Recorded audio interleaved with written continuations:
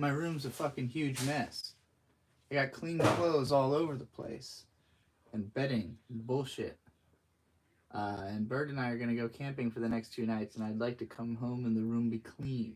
So, I'm going to do that. But first,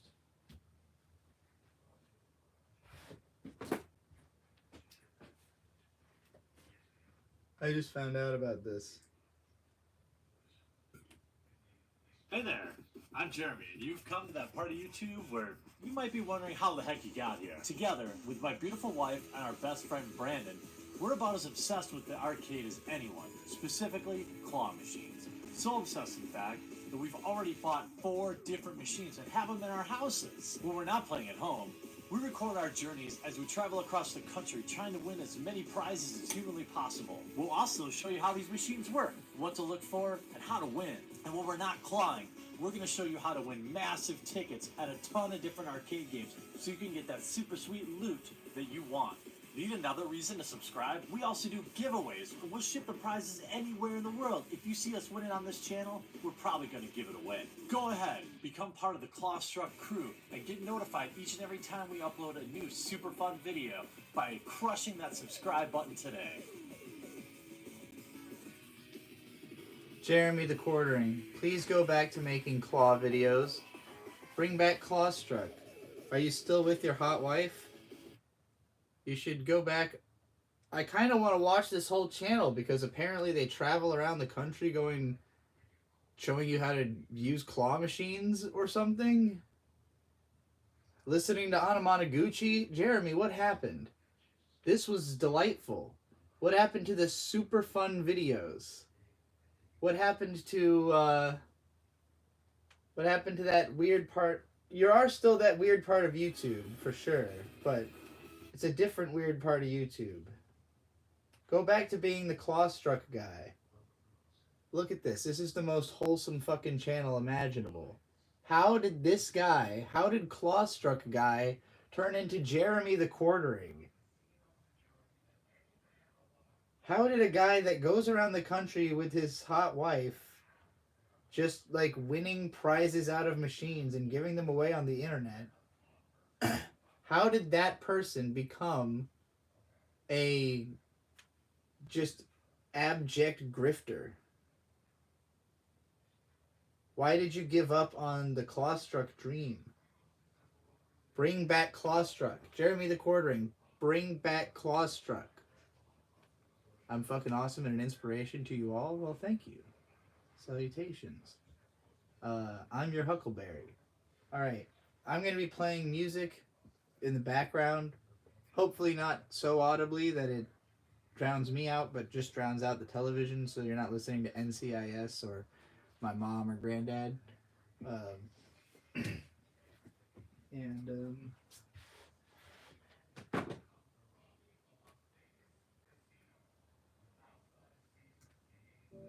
I'm going to start folding clothes.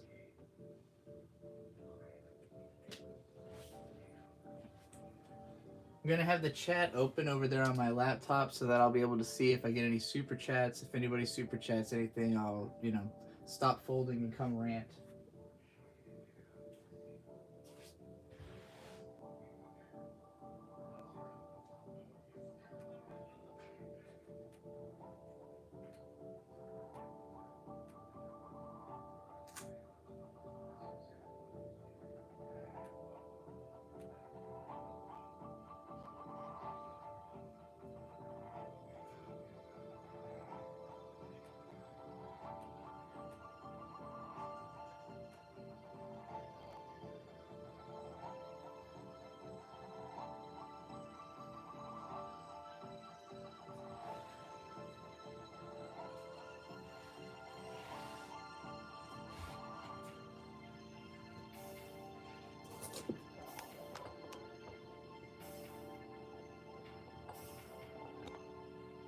Okay. Pinkie Pie spotted indeed. You will notice that she is on her side. That is one of the things that needs to be fixed in this process of cleaning this room. Okay. All these clothes are clean. Need to reiterate that. Like, within the last 2 days.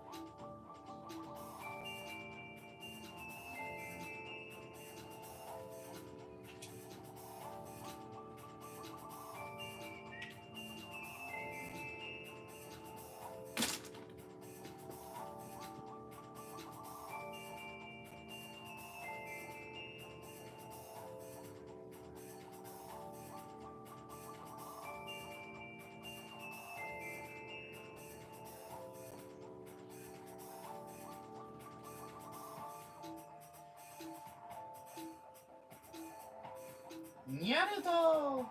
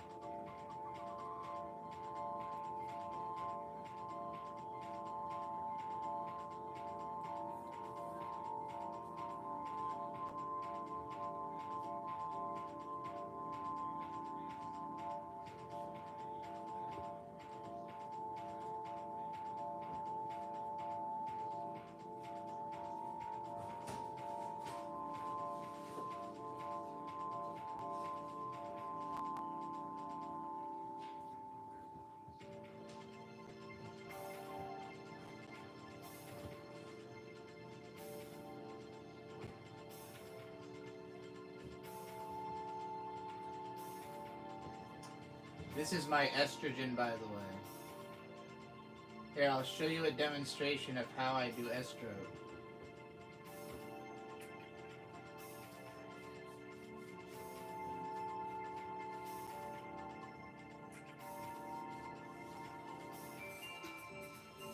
There you go.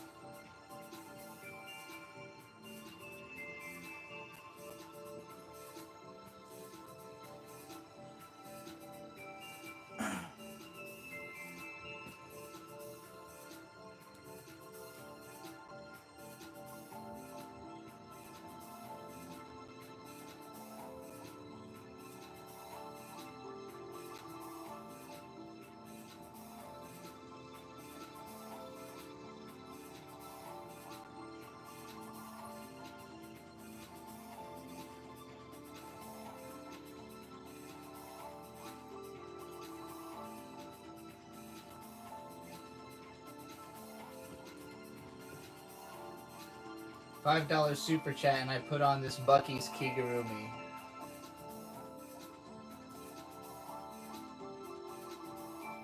$5. I will wear the Bucky.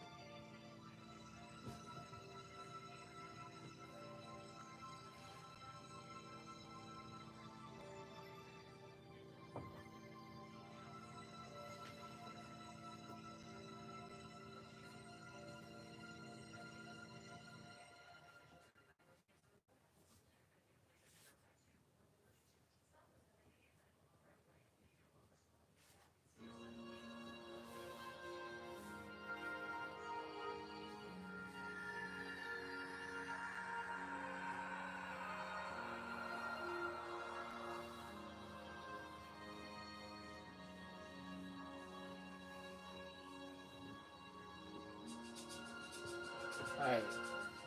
Another $5 and I change out of the Bucky's and into the Snorlax.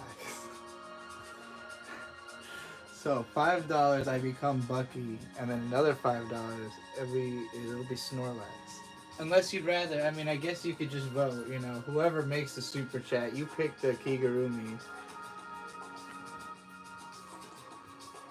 or just super chat me for another reason unrelated to Kigurumis. I don't give a shit. Just give me the money.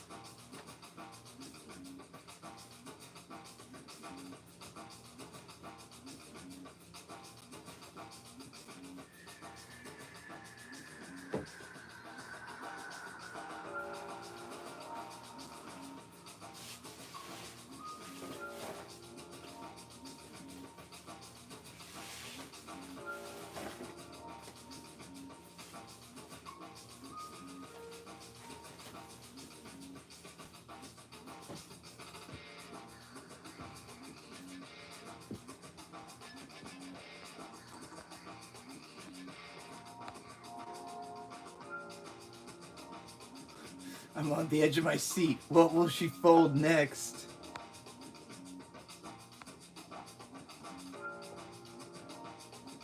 How well can you hear this music? Can you does it sound like a song, or does it just sound like a distant noise?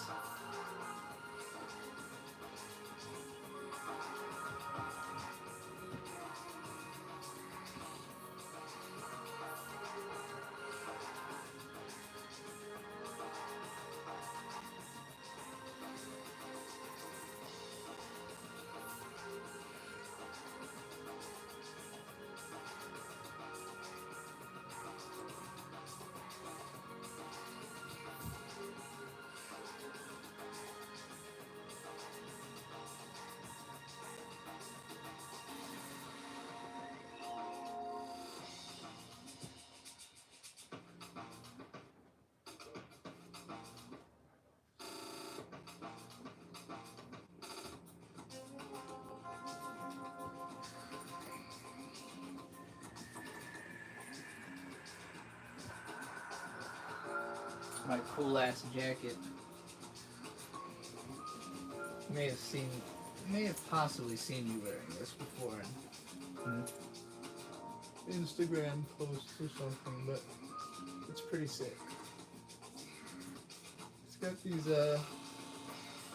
my favorite part about this jacket is the buttons. Because you can button it up and be all like, you know, you got a belt and buttons.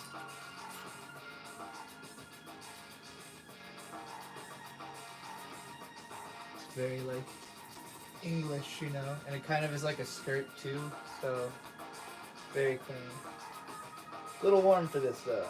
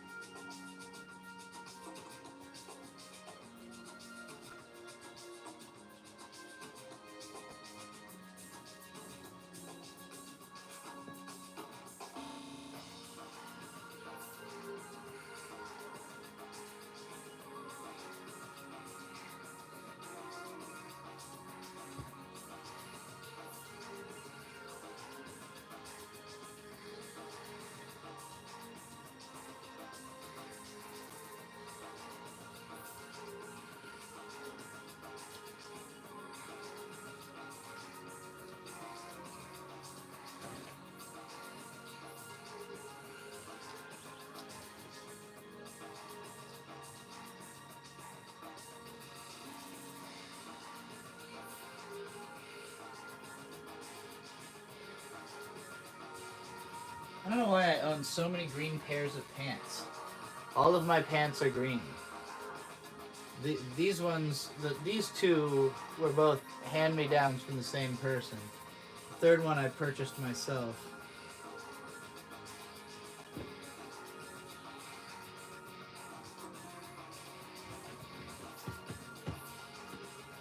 The music makes it feel like a nature documentary. That's hilarious.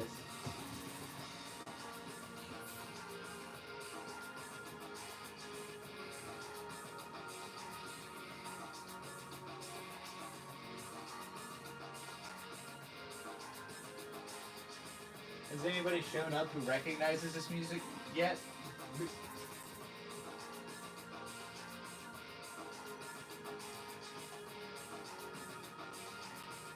The Monica design tier list made it clear I like green a lot. Maybe I do. I didn't really clock that myself. Let's pretend everything is okay.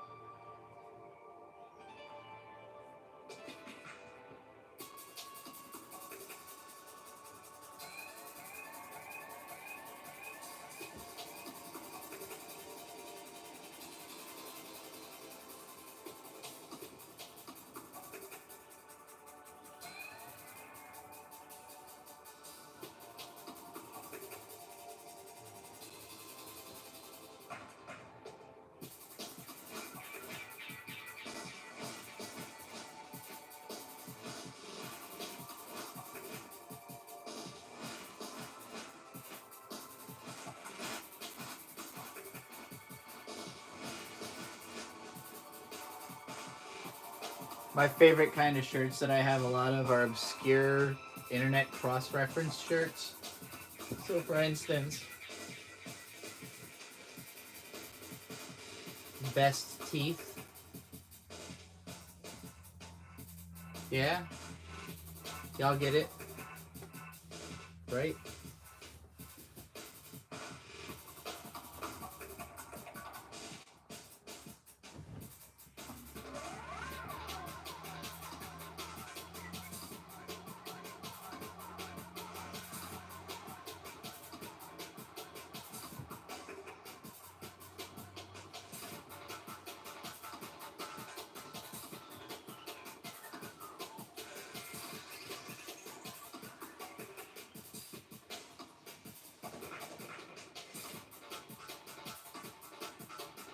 Pants seem huge. These really birds' pants? They seem too big.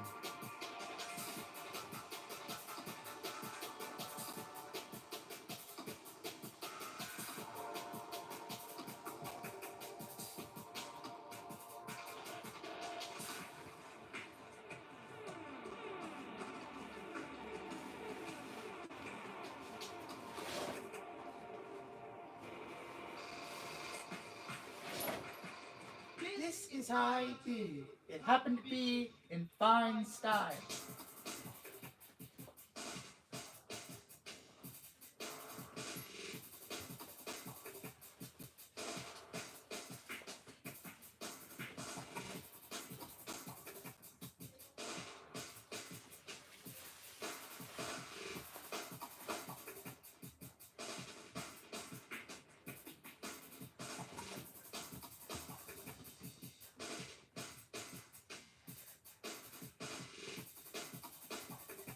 Got a dabble, babble, and flop.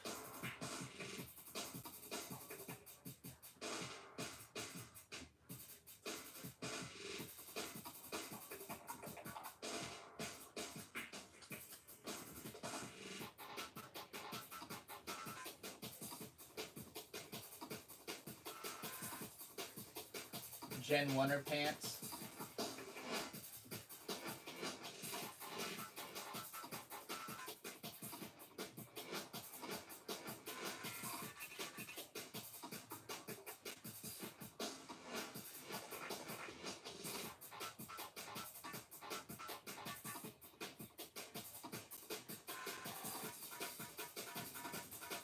If you like alcohol and you're in the Dallas area, I don't remember the name of the town. It's called Farmers Branch. Yeah, if you're in Farmers Branch, great meadery, incredible rewards program, and they're dickheads.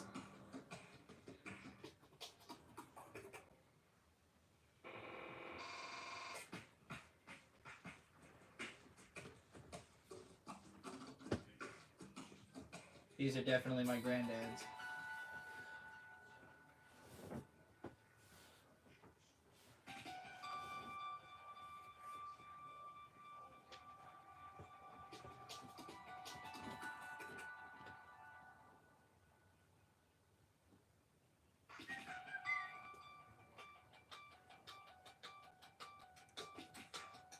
This is IT.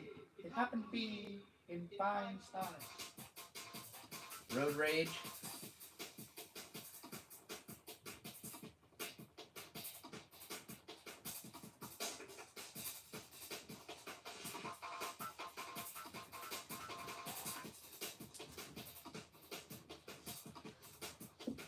Check it out.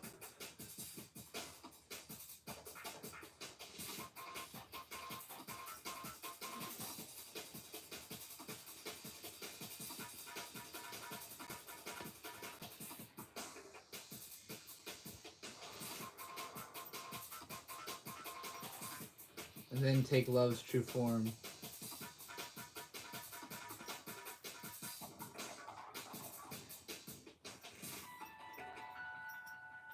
It's Ditto.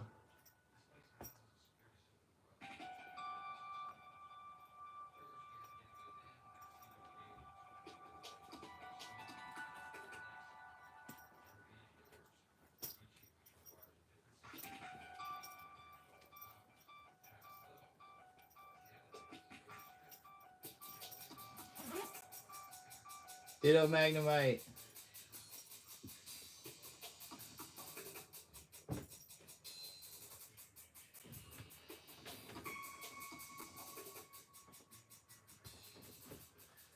Seizon Senyaku! I don't remember the pose she does. Does she do like a Kiraboshi pose? Seizon Senyaku!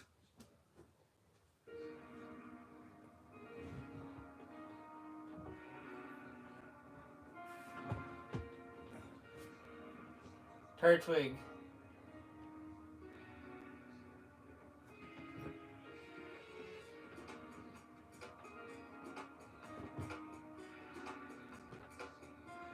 Big cat. It's the Epistegosaurus!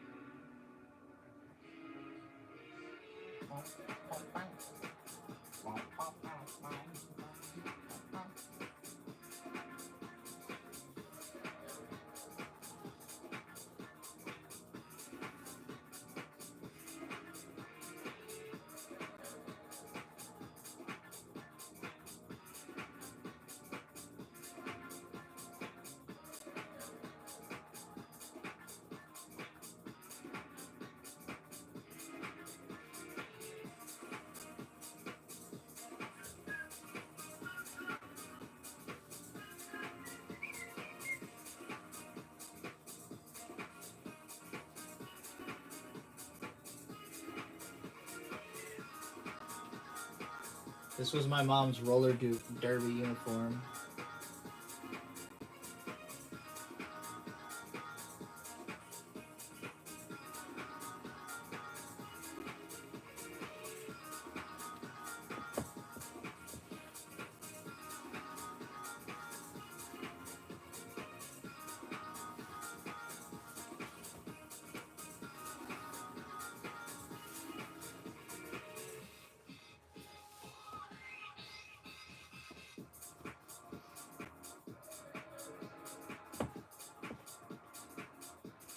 Oh snap, costume change. Now I'm a roller derby. I'm gonna roll into you. Wham! And knock you out. This does make you look tough. For being like a dress, it does make you look tough.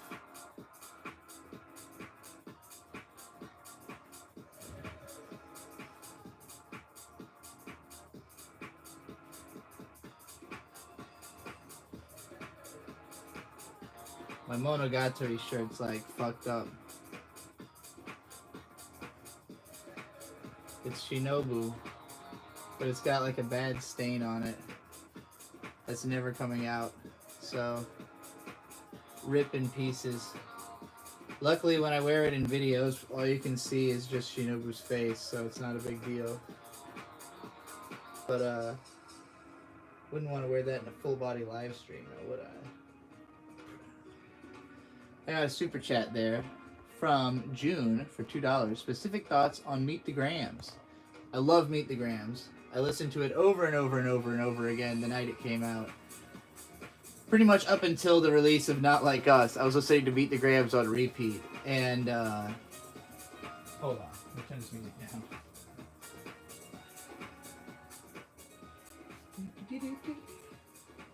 down.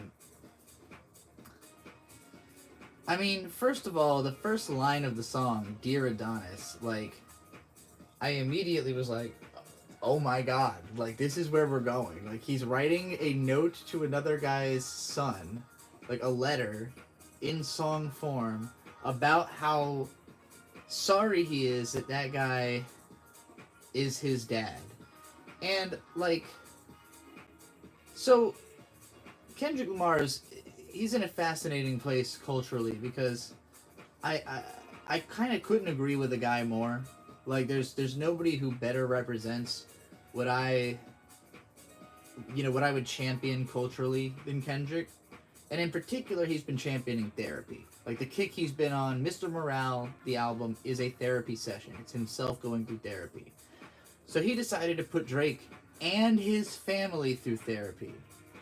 And it's, like, all the other songs are just at Drake. That's one thing. But when you write a song for his kid, knowing that his kid is eventually going to find out that that kid will one day understand that his dad is a monster.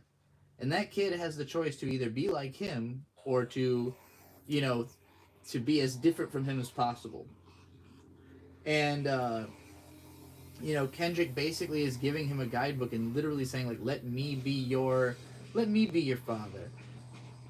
This is something that, like, my friends have joked about doing to their enemies. Like, I'll raise their fucking kids for them, like, if they piss me off enough, I'll father their children, like, it is kind of it's a pretty big own to be like, I'm going to end your cultural influence on such a level that even your own child is going to be looking to me for a father figure because you aren't one, And I really am curious to know what Adonis is going to come to a point in his life where people are going to be asking him, like, his thoughts on this now that he's an adult. Probably when he's 18, since Kendrick specifically said, listen to this when you're 18. Almost like he's telling everybody, like, hey, lay off.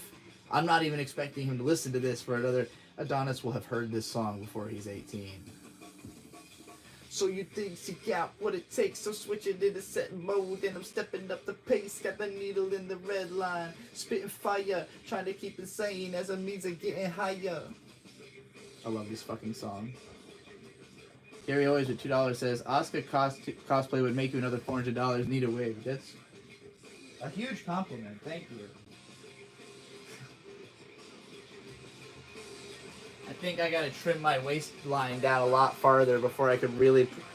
All the Ava girls are like, they have no waist.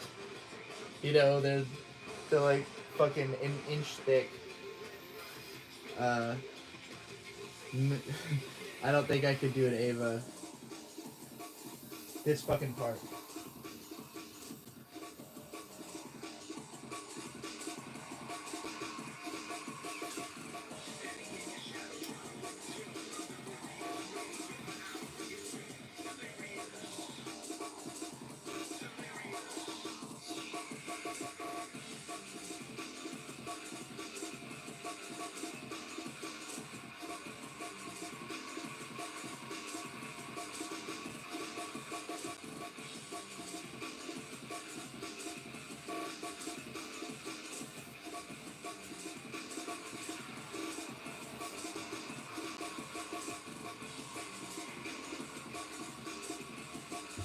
changed back because this wasn't very comfortable.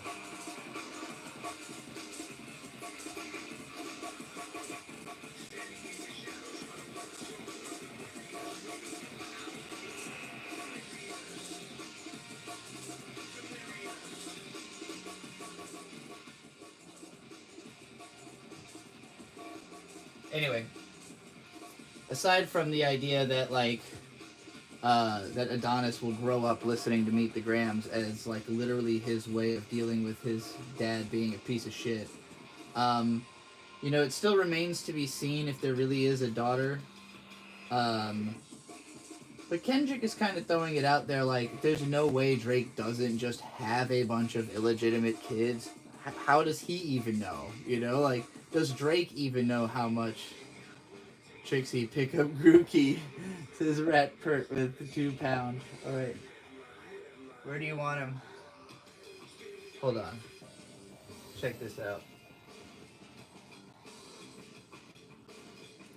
This is Bird's Build-A-Bear Grookey.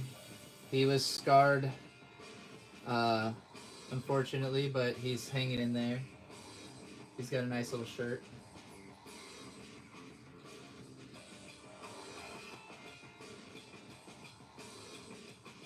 There you go. Monkeying it up.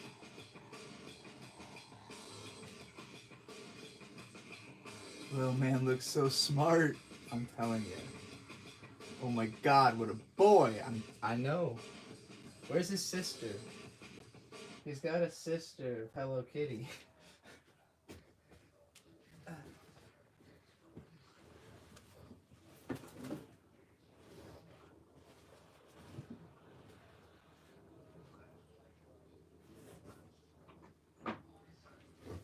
Well, this isn't his sister, but this is a cute little cactus. I'll find Hello Kitty at some point. She can join him. Grookey and Hello Kitty are the guys who get to come with us on adventures. So, you know, they're the tougher stuffed animals. This thing would probably come apart. It's more of a soft little pillow. My mama got me that because I'm drawing a comic about a cactus. The scar? The Charizard who made it was much worse off at the end of the battle. It was kind of... I mean, char would definitely be a part of a word you could use to describe the way he got that scar.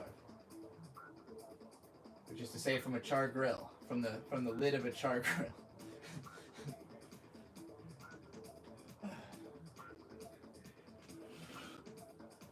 House of Mouse time. Maybe get a little mouse going. A little House of Mouse going. Step on Disney all day long.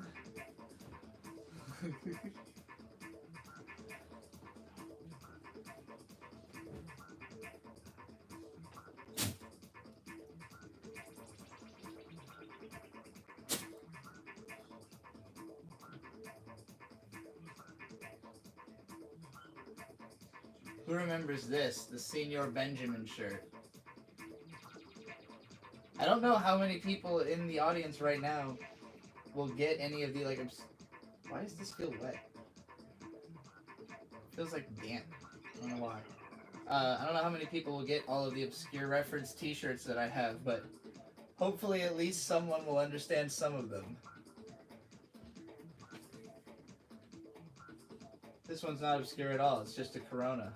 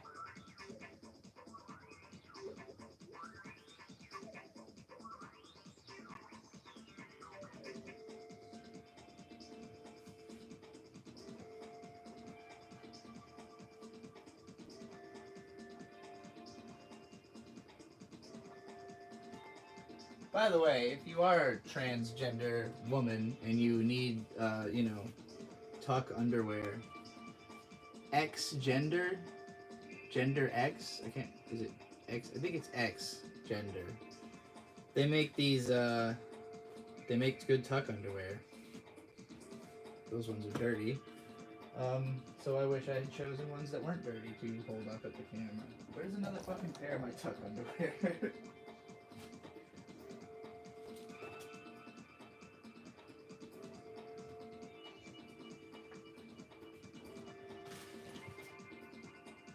Well, I can't find another pair.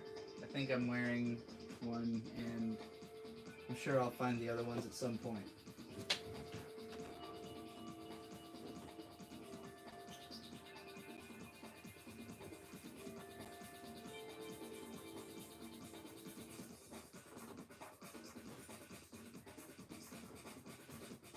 My mom is a really big fan of Sock Monkey. This is her Sock Monkey robe. That shouldn't be up here. Oh, hey, wait. Okay, well, these are also dirty, though, but they're not as dirty. This is my favorite of the X-gender underwear because these are the hipsters. I recommend that the most. They got the best fit. Hipsters.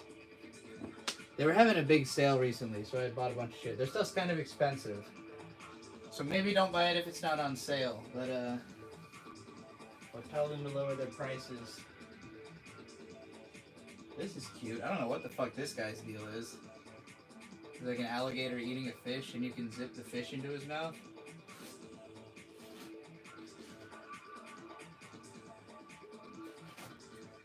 Weird. I don't know that guy.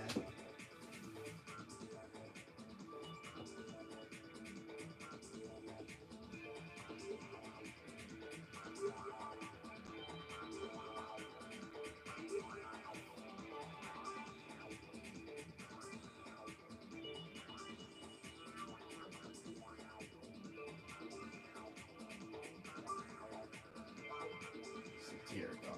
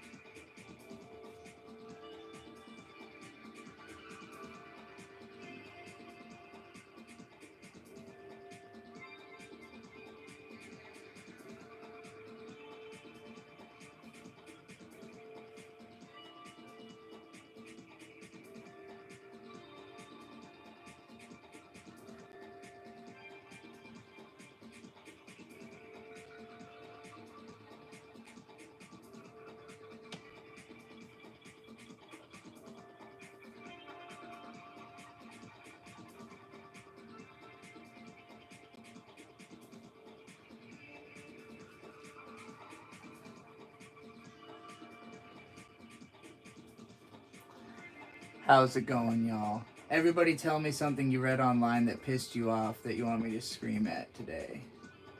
Free of charge. But if somebody gives me $5, I will put on this Bucky's Kigurumi. $5 super chat. I go Buck.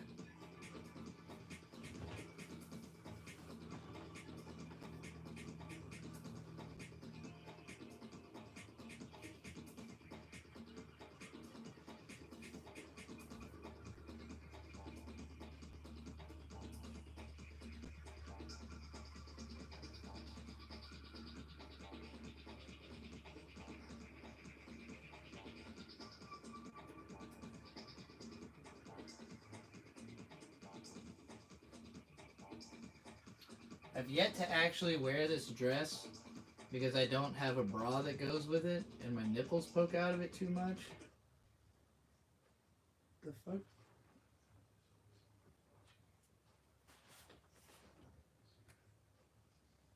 Yes, continue watching, you son of a bitch.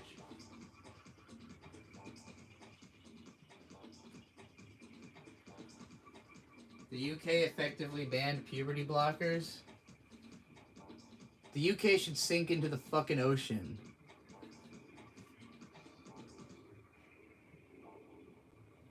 Come to America. We make estrogen in bathtubs and distribute it freely to young people.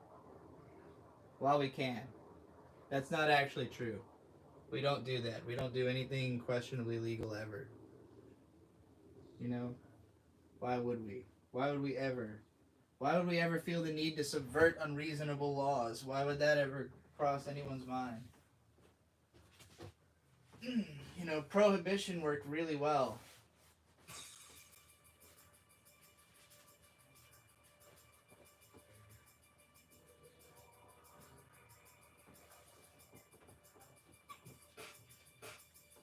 This is part of my Gwenpool cosplay. I suspect I'll be finding other parts as I go.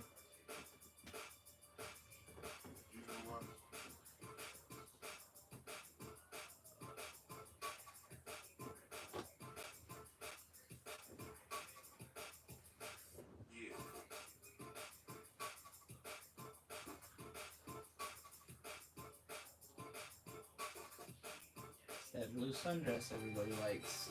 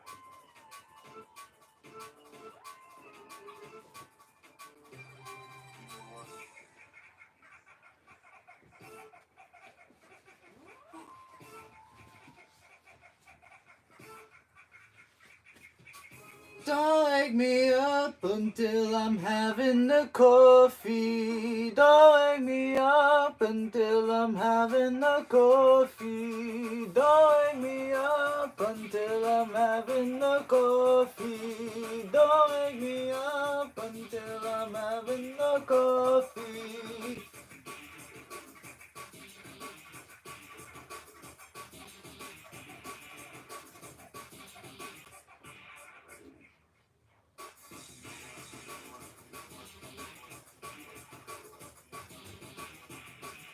Look, we cleared up dancing space.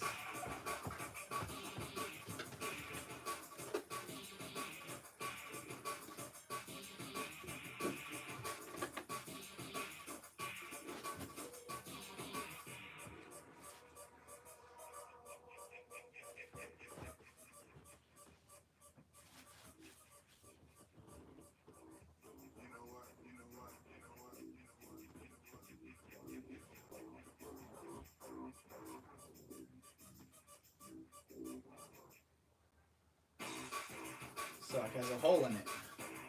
Fuck that sock.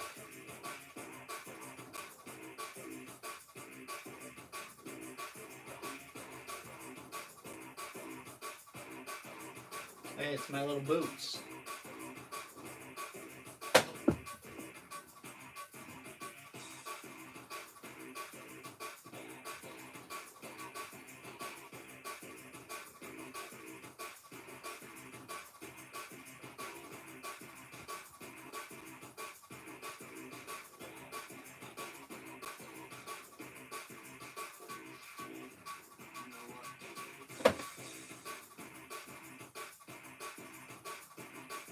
More Gwenpool cosplay parts.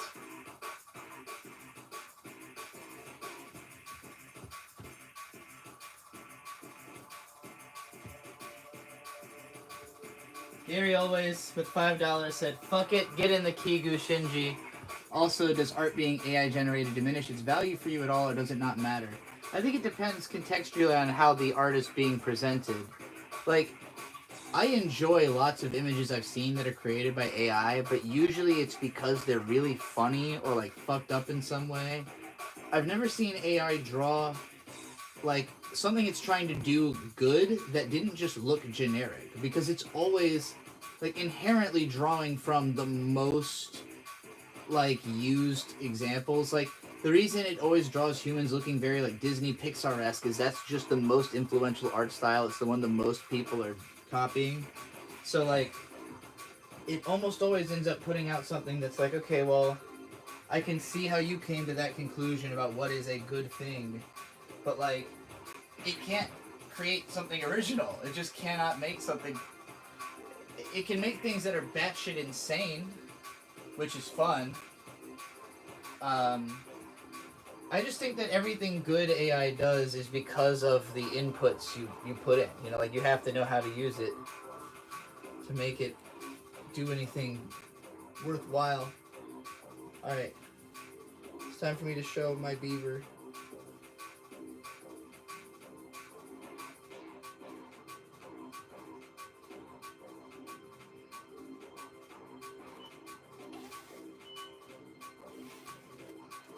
Shit just got buck wild. Also strangely Christmas themed. Well, now I'm Bucky. If I get another $5, I'm going to transform into Snorlax. But we'll be Bucky for now. It's kind of fucking warm in this. I probably should have got off screen and taken off the other clothes. Wait, can I just get them out? Can I get my clothes off without taking off the Bucky? Alright, it's time for a stunt. Wait, I have to pull my arms in. Alright, here we go. Okay. It's stuck on my hair. Son of a bitch. Ah. Okay. It's a little less hot. Ah. Oh. Really bucking tradition here.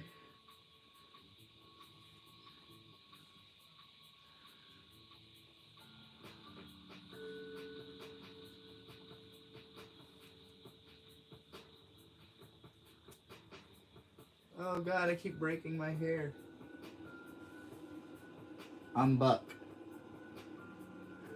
Welcome, Buck.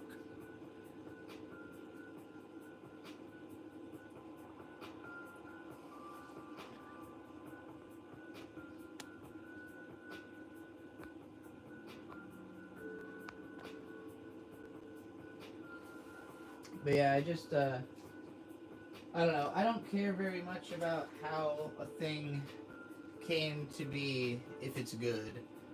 People will always draw lines in the sand of what technology they accept as part of, you know, something that can make art. I think that AI only ever makes art when you tell it to. AI doesn't just wake up in the morning and decide it's going to make art, so to act like it is not just a human doing a thing is a little bit ludicrous to me. But whatever.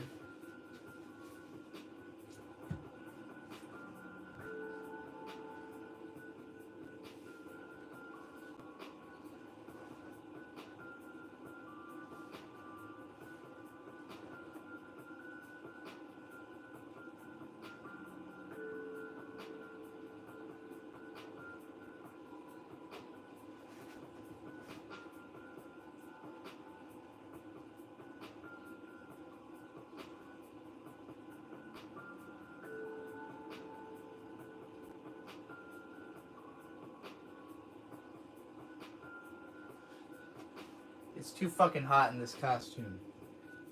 I can't keep this up. June was $2. Says AI will get there though. I just don't know why we think so. Like, I don't... Like, there's some stuff, like... How can you even prove that AI can get that good? Like, is it just the supposition that we think, like, oh, well, it's just going to keep improving, so eventually it must be that good? Well, like, why necessarily is that the case? Is there science to prove that to be the case? Like, I don't know. Seems a little goofy to me to think that AI is necessarily going to reach a point of waking up in the morning and deciding to make art.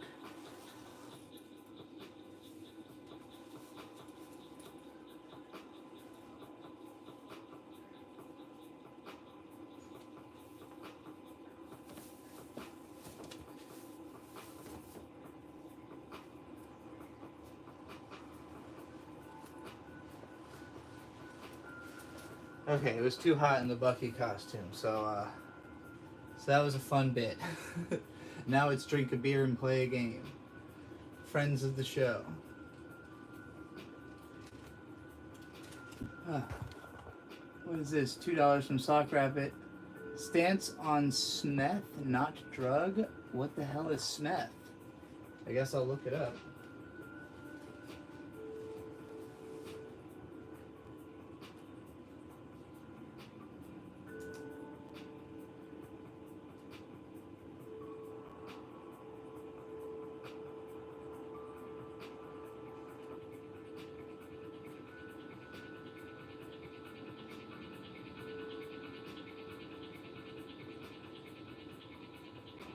Are we talking about this streamer? Are we talking about...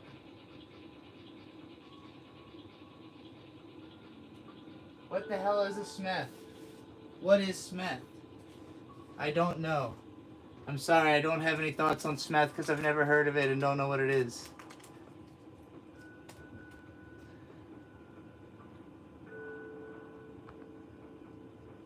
Oh, I missed this anonymous super chat for $2 that just says nuh-uh to June about AI.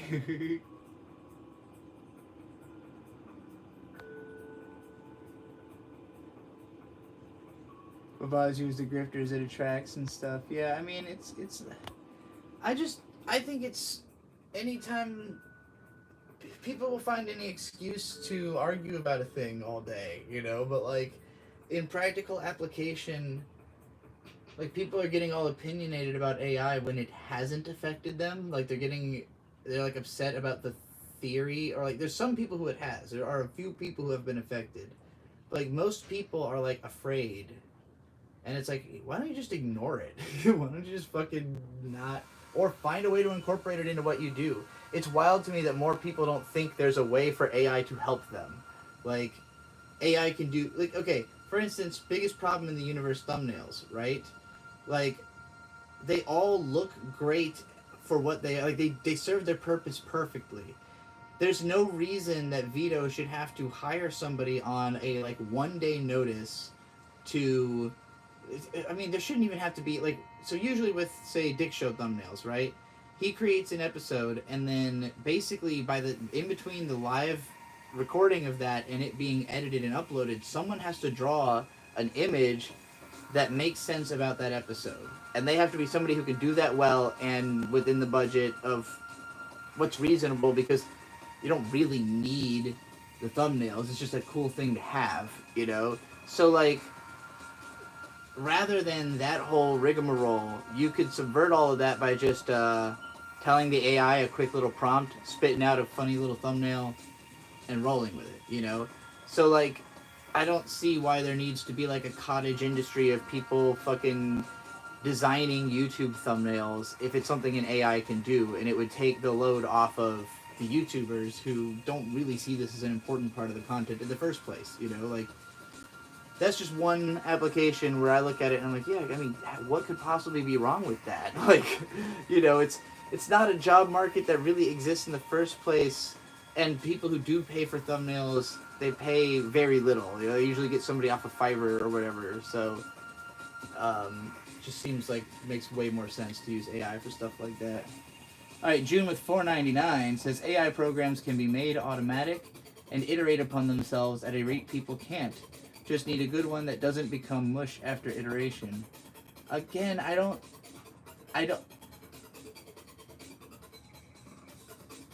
know how you can say that it will necessarily get that good. It's kind of like I'm just thinking about the whole God, this fucking song really burrowing into my brain with that noise. Um, Einstein talking about time travelers, how he said like if time travel was possible, where's all the people from the future? Like almost certainly we would have seen them, we would know it was a thing by now. It just doesn't make sense to think it's possible if there's no time travelers, you know?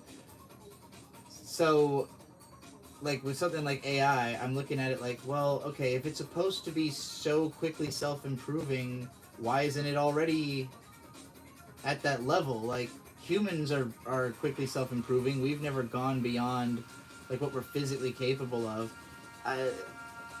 Are there enough transistors in the world to fucking create a brain computer? Is there a supercomputer dense enough, And like even if there is a supercomputer dense enough, is that replicatable? Is it even maintainable, You build a large hadron collider, you got to use it for what you got to use it for, and then if you're not using it, you got to take that fucking thing apart, So like if we move beyond the theoretical part of AI and in practical application, it's not making people enough money to recoup the cost of what it costs to run a bunch of supercomputers all the fucking time, we're just gonna scrap them for parts, We act like we're scared of a AI takeover, but like you just throw a couple EMPs and there's no more electricity for them to run on, I just think people are being goofy and afraid for no reason. And if there's another problem, I have another solution. So, whatever.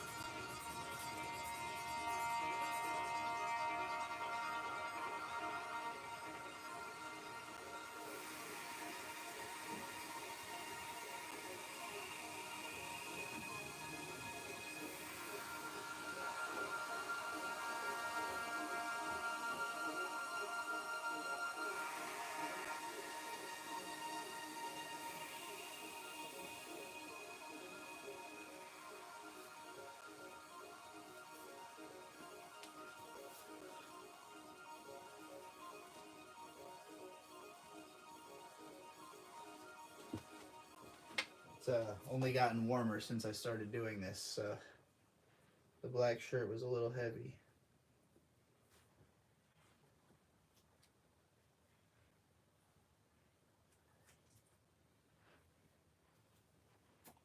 $2 from Rat Part. Favorite places you've been? Ooh. I mean, there's a lot of good places out there. Bryce Canyon is high on the list. You can see a lot of the video of us exploring it on the Picnic Adventure channel.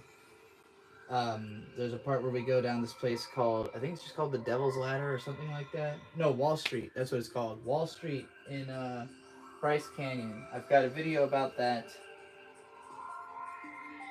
on Picnic Adventure, and that's one of my favorite just like locations I've ever been, where it was immediately like, this is like a video game. Like, this is epic. This is fucking awesome. So yeah, Bryce Canyon and the Canyon Lands, which I've only been to for a couple hours, but it was crazy to look at. I love the desert, so particularly like the dunes, like, you know, full-blown desert, of which there's not a lot in the U.S. Joshua Tree is a really awesome place. The Badlands is an awesome place. Uh, White Sands National Park in New Mexico. Um, Death Valley National Park. All cool deserts that I would love to spend more time in. In terms of like cities, the city of Olympia, Washington is like, it has the energy of like a small town. It doesn't feel like a fully fledged city quite, but it is the most trans place I've ever seen. Like, trans flags on the sidewalks, like on the crosswalks, I mean, trans flags. There's like this one stretch of stores where it's just like 3 or 4 places that are all just tremendously trans. And so I always figured if I was alone, like if Bird suddenly died or something and I had to fend for myself, I would go straight to Olympia and be part of the trans stronghold there. And Seattle is also just a profoundly gay city. And Seattle's a major metropolis. It is by far the most diverse place in America. Like, not just for LGBT, but just pure diverse. Like, people from all over the world are all over the place in Seattle. Seattle's a little crowded and dense and hard to get around, though, so I'm not as big of a fan. But Olympia is a place I could definitely see living, and you're only an hour and a half away from Seattle, so you know, you get all the benefits of that. Plus, you're right next to Olympic National Park, which I haven't been to yet, but seems amazing. I have not been abroad much. I have only been to the Philippines for a month. I stayed in Manila with my mentor, Ghost Lightning, and mostly we just like went around the city exploring, and he was teaching me about the culture and stuff. But I spent a lot of time just in his house because I don't speak Tagalog, so I was like really afraid of going out on my own and doing anything without him. I was a very sheltered kid, so it was my first time really going way outside the, you know, of the box. And then I've been to, not to Toronto, but to the Canadian side of Niagara Falls, which is like just south of Toronto. Just been to like a comedy show and a couple casinos there for my ex's brother's 19th birthday, because you can drink at 19 in Canada. So people from New York, when they turn 19, drive over to Canada to party. All right, we got a couple more super chats here. Thank you. I like this top a lot. I've got a couple of really good pictures in this. The Il Sabab with $2 says, thoughts on Attack on Titan and its co-opting by fascists? Interesting. Well, people have been accusing it of being fascist for a lot of its run. Like, people had said that was like... But ultimately, the story is about how Eren becomes the ultimate fascist and therefore ultimate bad guy, essentially. Like, what the hell is happening? I just saw a bunch of messages get deleted all at once. I'm guessing that somebody just got some spammer just got hardcore banned. I was so far up in the chat I didn't even see it until it just was like whoosh. Good job, Ellen. Always keeping them kilt. Anyway. Yeah, so like I know there are like lefties who have been calling it fascist the whole time. Ultimately, I think the story is anti-fascist, but it also kind of seems to view fascism as an inevitability, like a sad fact of the matter or something, but one that, you know, even if you subvert it, it's just going to come back, especially with that whole time lapse at the end. I certainly don't think the point of the story is to embrace fascism. That definitely didn't seem... Eren seemed very regretful at the end that he had done that. But, you know, basically admitted that he was just a little bitch. Like, the story is basically, Eren is a little bitch. That's basically the plot of Attack on Titan. This guy who seems like a cool fucking badass is actually a little bitch deep inside. That is the point of the story, so... I don't know. If you're a fascist and you are, like, using Attack on Titan as part of your branding, you really should rethink that, because it's going to make you look really stupid. June with $4.99 says, we're still reeling from the societal consequence of the internet. People just want to be ready. I agree with your conclusion, though. We'll handle it as it comes. Yeah, and you're right that it's crazy to me how thick the generational divide is on stuff like that. Where like people, oh my god, I saw a commercial. Most of y'all probably don't see ads anymore because I'm sure none of you watch TV. I don't either. My granddad watches TV all day. So when I pass through the living room or the get to the kitchen, I'll see the TV, I'll see commercials, and I'm constantly baffled. The content of commercials baffles me because it feels like they're all made by aliens for aliens. Like none of them seems like they're specifically for anybody. They're all for like a nebulous idea of a person that is supposedly the audience of that brand. But they're so weird. And but the worst one I saw just today is for Cox Home Internet, which is the main internet provider around here. I'm sure we have Cox probably here at the house. So they're really big. And it's this commercial where it's like three girls sitting on a couch. One of them's got a tablet. And a like voiceover goes, "How powerful is Cox Home Internet?" And then like one of the girls gets up and she's like, "All right, make a video of me dancing," right? And so the other two girls, they hold up the tablet and they're filming her dancing. And so then like it cuts in, like now the tablet screen is the screen, right? And so it's like her on a runway. Or it's her in the room that she's like, "Put me on a runway," and they just like tap the tablet and now she's on a runway, and then she's like, "And make my hair pink," and they tap her hair and it's pink, and Cox is like, "So powerful, you can make a music video from your couch."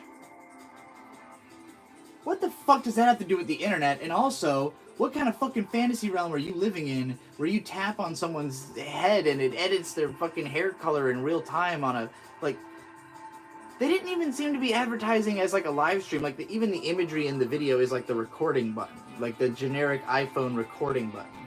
So I'm like, okay, so Cox high-speed internet is so powerful that you can do something you don't require the internet whatsoever to do? That makes perfect sense. So yeah, that was a truly baffling one. That one really made me sit there like, wow. Does Cox understand what the internet is? Does Cox understand what they sell? Ads do be like that, but I mean, most of the modern ads are just fucking strange. Like that one was really dumb, like just out of pocket dumb. Most of them are fucking weird and they're just trying to be like confusing and subversive, but it's at a point now where there's nothing normal to subvert. There's not like a regular commercial anymore. It's literally every ad is confusing and weird. It like throws me for a loop and I'm just like, wait, what? The only ones that still feel normal are like all the, you know, if you are having a stomach virus, then use, but like those ones are weird now because they're all for the most specific ailments. They're like shit that I've never heard of anyone having a problem with, and they're like, you know, take this medicine that might kill you to solve your bizarrely specific thing, and the name is always definitely made by AI. Like it's just they asked a computer like what's a word that doesn't exist yet. And so it's always some kind of fucking, obviously everybody knows Ozempic now, that's like the famous one, but that's a good example of just a nonsense word. But like some of them aren't even catchy, like they don't even roll off the tongue. It's just like Bibimblo or, you know, Fargnargan. You're like, all right, I guess Fargnargan for your fucking fungus, whatever. Would I rather have $500,000 or dinner with Jay-Z? I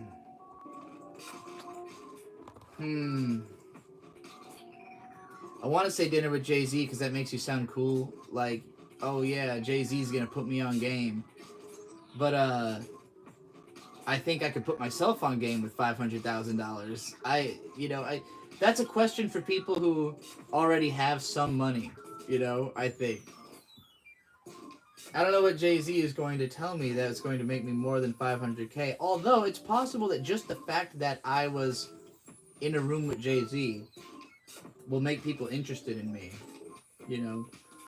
Like, I think if I actually got that offer, I would pick Jay-Z because I would be, like, stunned that I was being offered that like, for some reason, there's an that whoever has the ability to give me $500,000 is also interested in me sitting down with Jay-Z, I'd be like, well, okay, I guess I gotta meet Jay-Z because why am I allowed to do this? You know,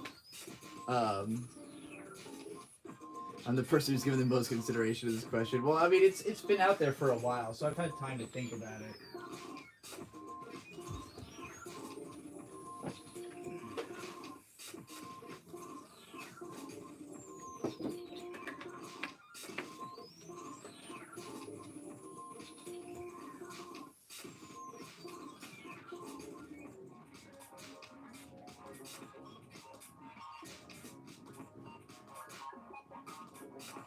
Oh, check this out. This is a recent shirt picked up at C2E2. Looks like a Stone Brewing shirt, but it's actually Dark Souls. Oh, it's for Bird, of course. It's massive.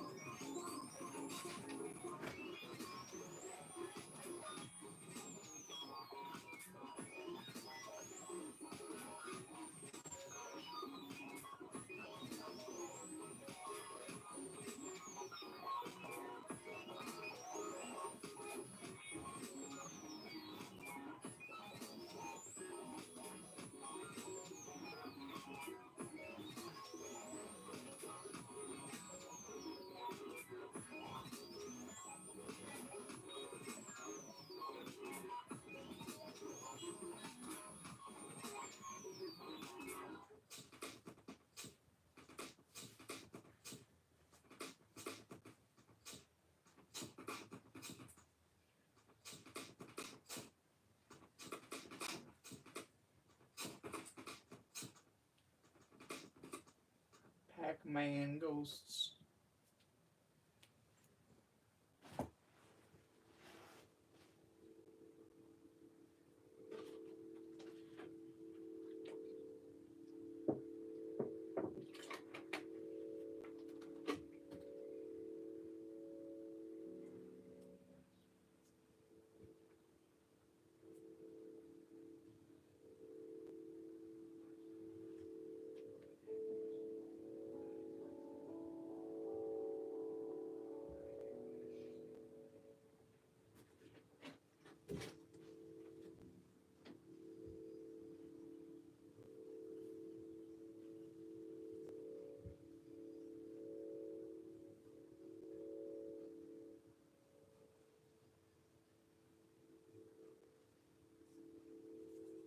Oklahoma.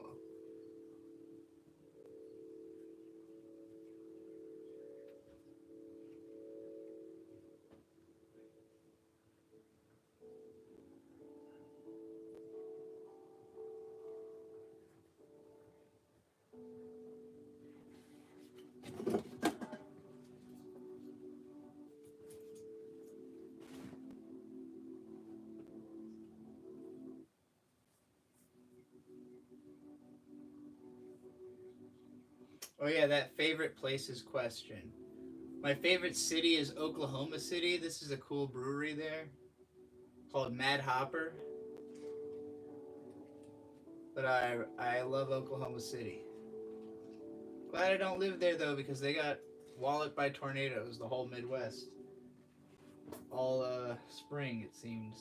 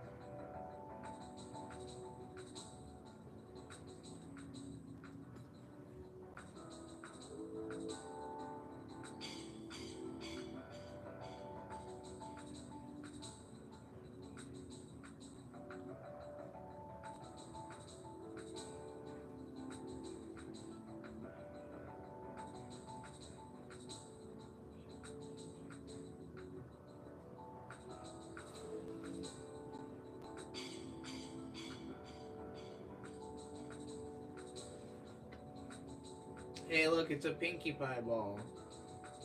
Why does this exist? I have no idea. I assume Shade bought this at some point. It's just a pillow with Pinkie Pie's cutie mark on. And Blahaj! Blahaj!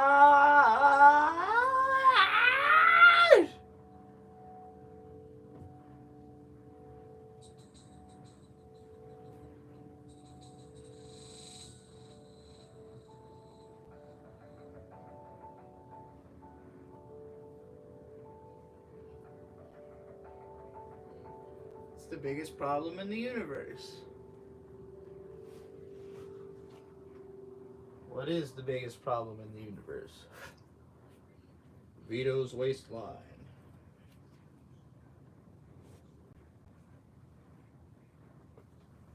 I saw a super chat. Polly Pone's Oscar cosplay. Have I ever seen Polly Pone's Oscar cosplay? I think she did better than anyone else has. I have not. I'll look it up.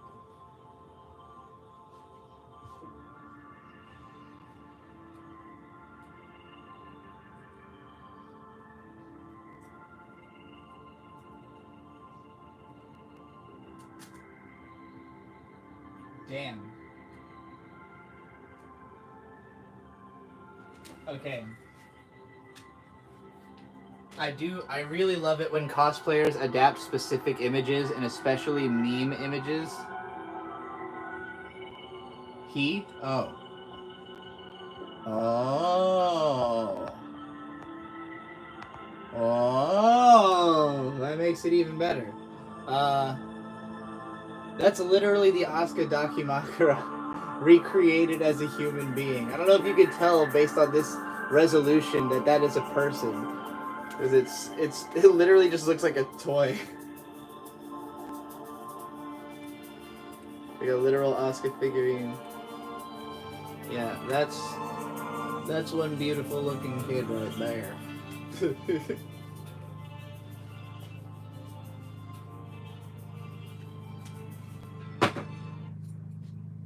Come on.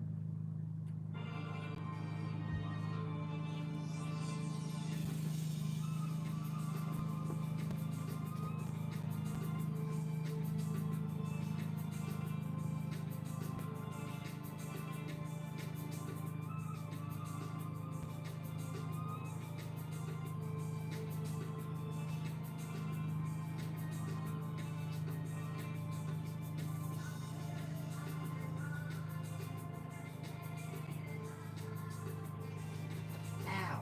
Fuck. Ooh.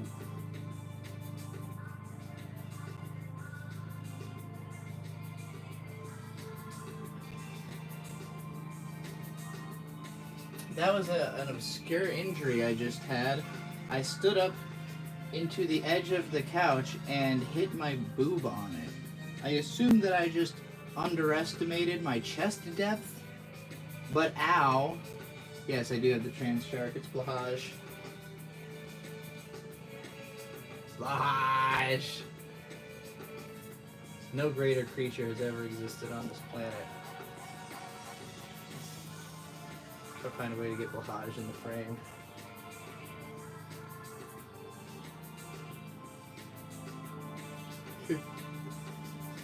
This text is entirely in Japanese. The Il Sabab, why would you do this?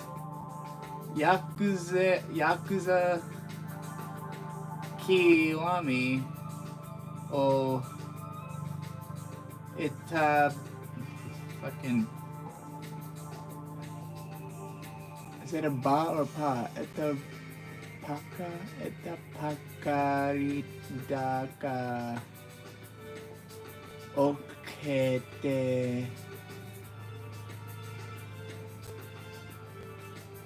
The music we've been listening to, by the way, has been the Boogie Pop Phantom soundtrack. We've listened to the entire thing front to back.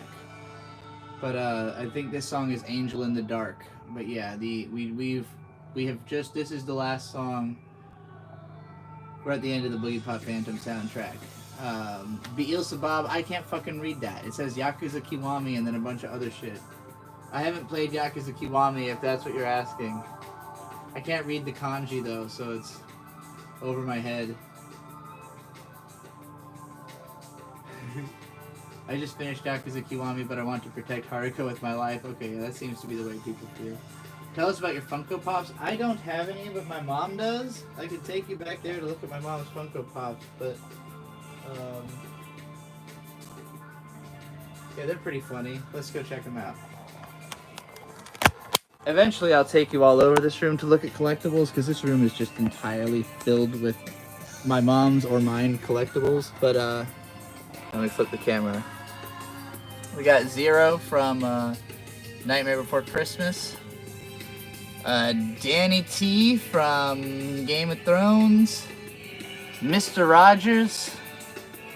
Alex DeLarge from A Clockwork Orange. That's my favorite one. The fact that there's a pop figure, that is pretty funny. And Bernie Sanders. There you go. That's my mom's pop figure collection. Check out this Clay Kirby. He's got a little hedgehog on his head. There's a poo and a piglet and like a weird snow globe thing. You got a Hope on a rope. You got the Crow. Miami Vice. Beavis and Butthead. A smoking baby. Oh, this is one, this was actually my cousin Evan who, killed himself with fire. He owned this. My aunt had brought over all his stuff, to ask if any of it was valuable, and I was like, I want that one. So yeah, I have no idea where this came from. I believe it's Cutie Honey. Yeah? Looks like Cutie Honey. Very cute.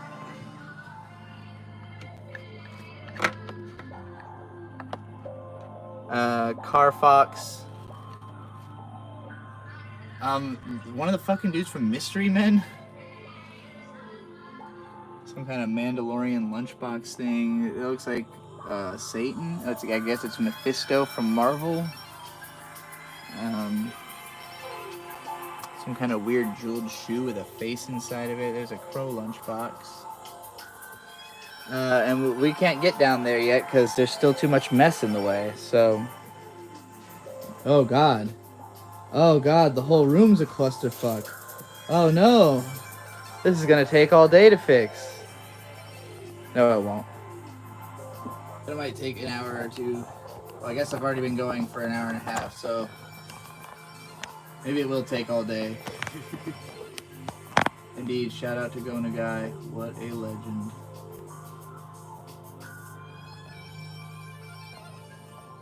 Alright, I gotta find another music to put on. We listened to the entire goddamn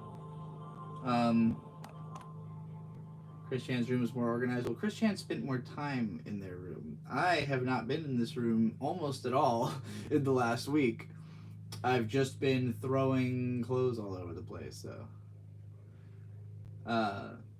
Anyway.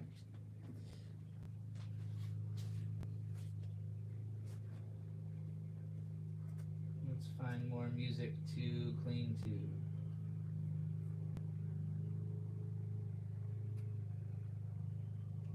Let's listen to Maidcore.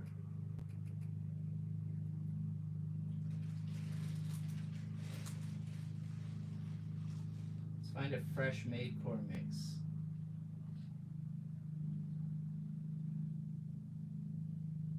Something new.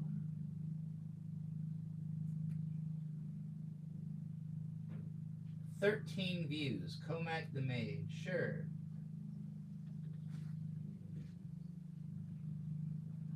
Let's see if it has 13 views because it sucks or is undiscovered.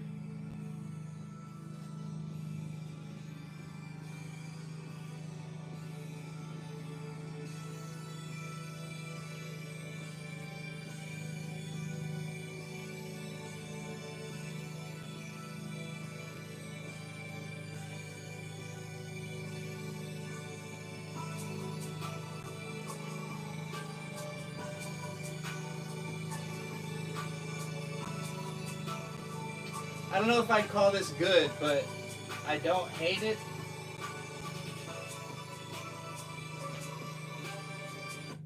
Nah. No views.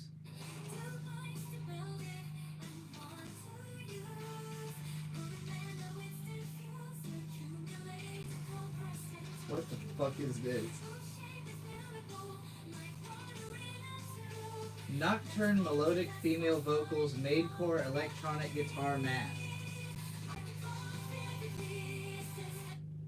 Yeah, alright, whatever. Okay. Let's try a mix. Let's try not one that's just one song, though.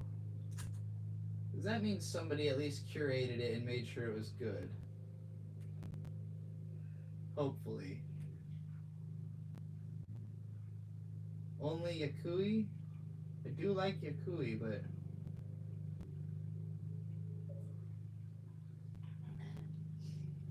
Here's one with 6 views.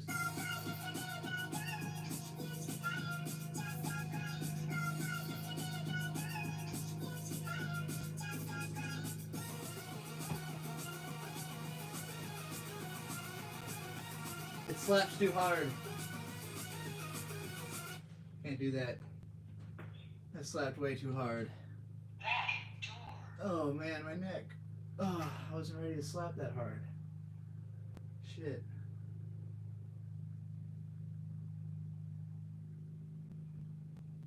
Gaming music to unfold to?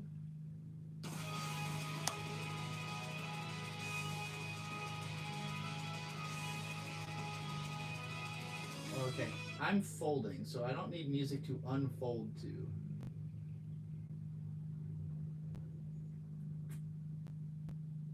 Breakcore hyperpop Midwest emo maidcore mix number 2.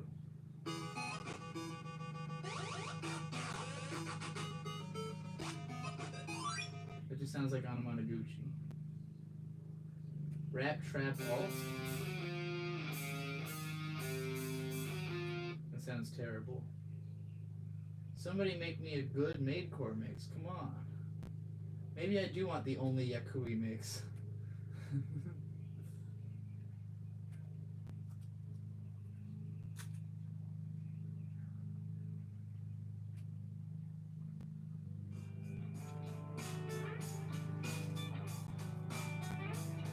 Tell me what to listen to.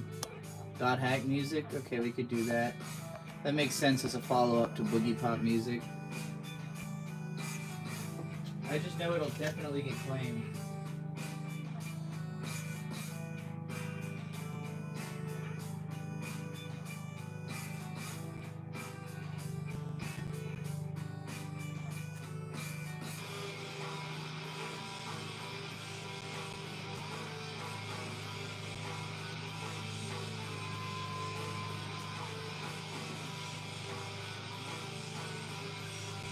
Just 1 second, the song kind of went off.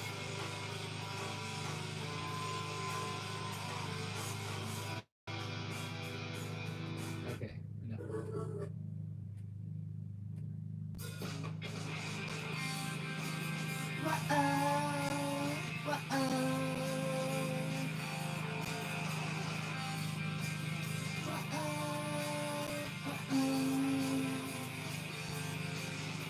Tell me 何もわからないのでも You say いつもそんなことでも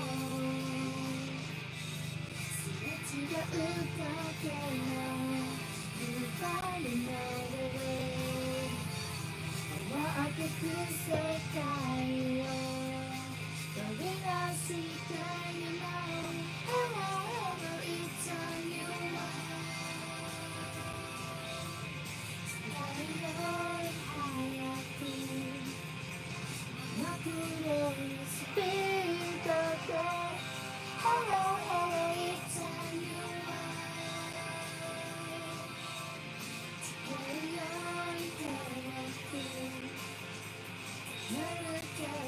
You're so far away.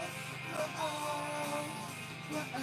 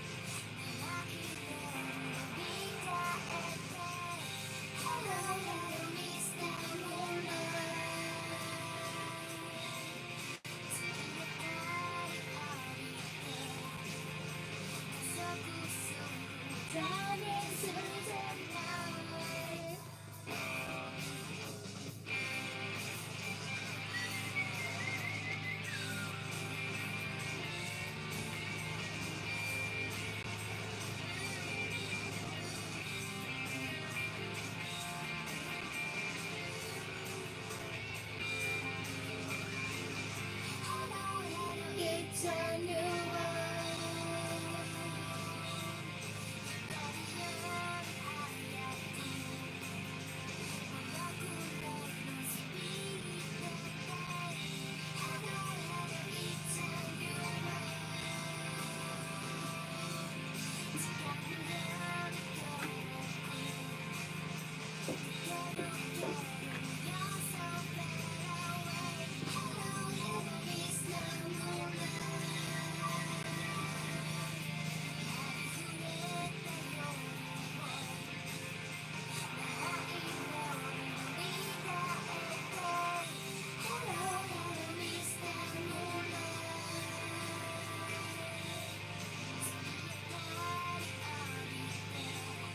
It's another Dabble Babble and Flop shirt.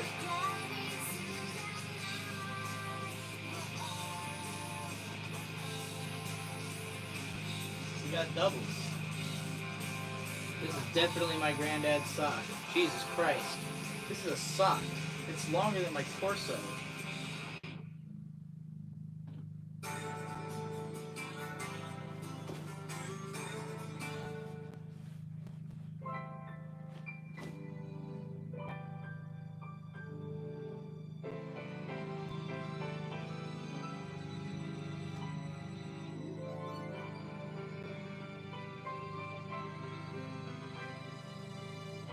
know where these Bob's Burgers underwear came from.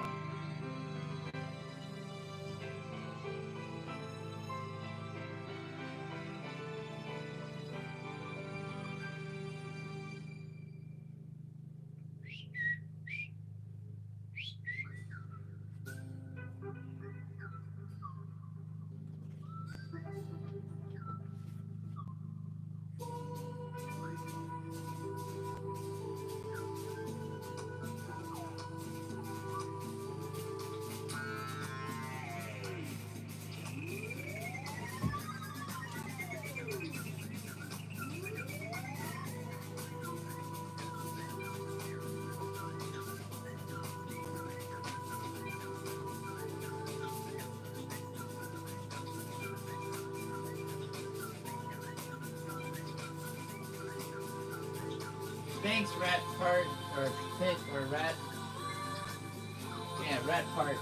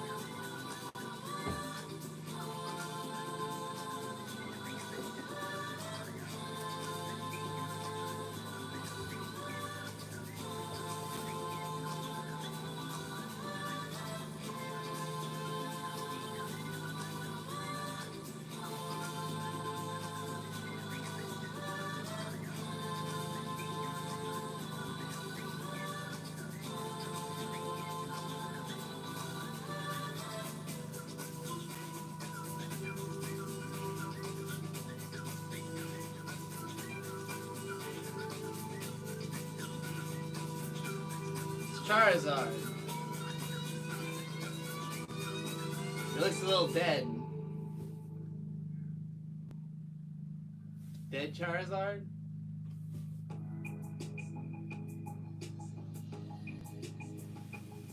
Alright, back in the closet with you.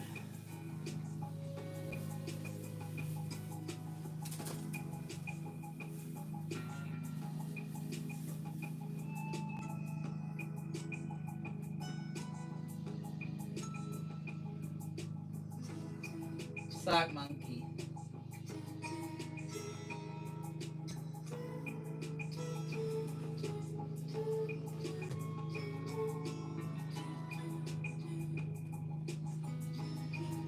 Mark Moon with $2 says, "Can I play? I glued my balls to my beehole again." You know I can. This hat, by the way, this hat might need to get thrown away because it's like I just jabbed myself in the face with this like bit here because it's. Yeah.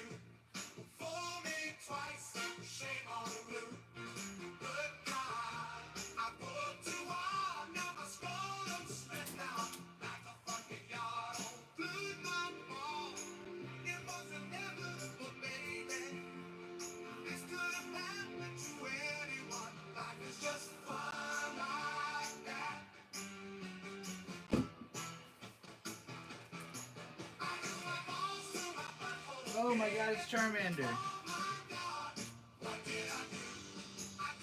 I used to take this Charmander with me fucking everywhere for years. I didn't know he was in the closet.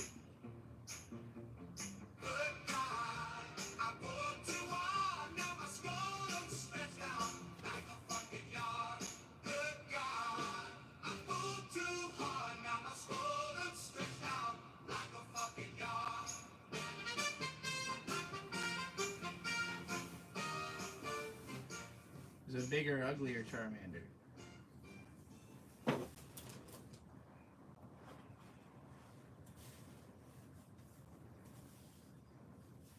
Blastoise.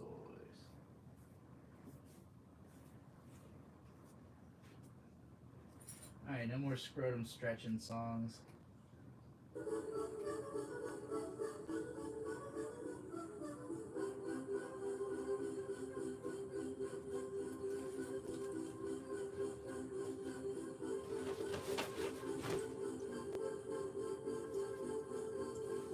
Jojo meme.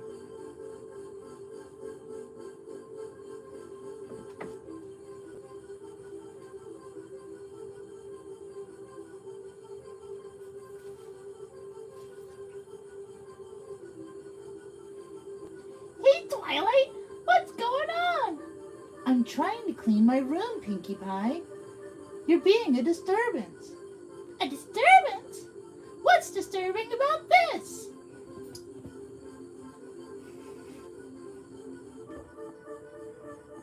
Anonymous with $2. Can we do Thank You My Twilight by the Pillows? Sure. Let's just play all the copyrighted music.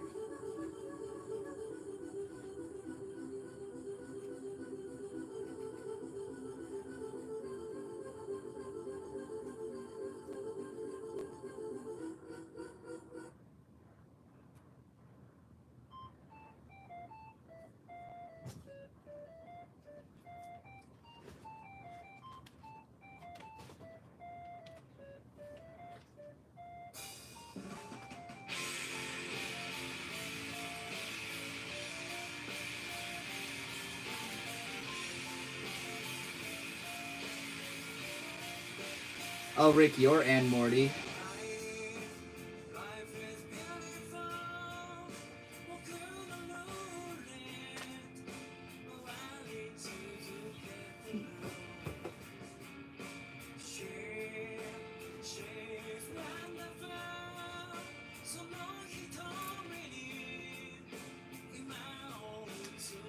Can y'all see that there are 3 monkeys hanging here in the closet, like literally by their hands? I don't know if you can see the monkeys.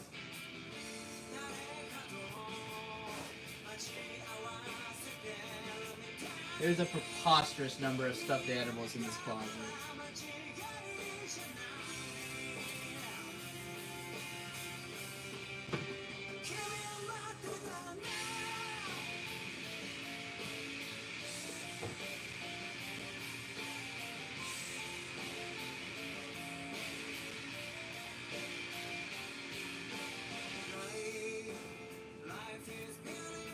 This is a bear you stick to your windshield and he shows his ass at people.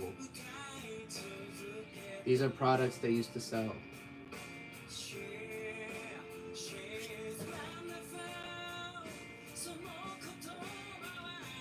It's Pirate Pooh Bear.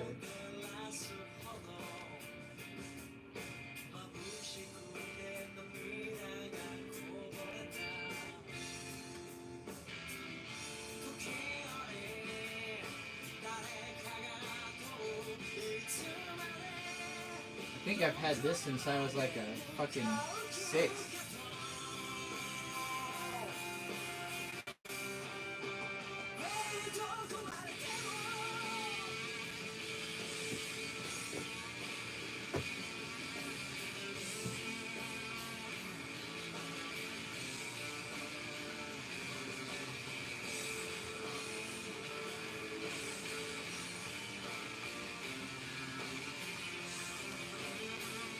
Before I even carried around Charmander, I used to carry this fucker around when I was like 2.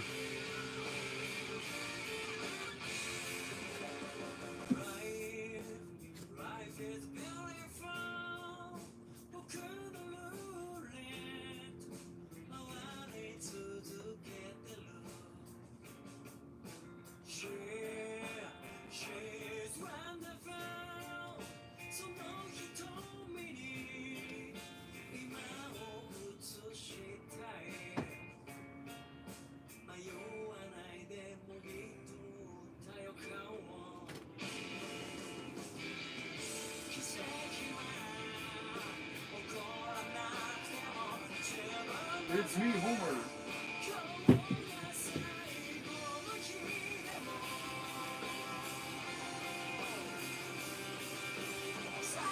It's me, Kermit.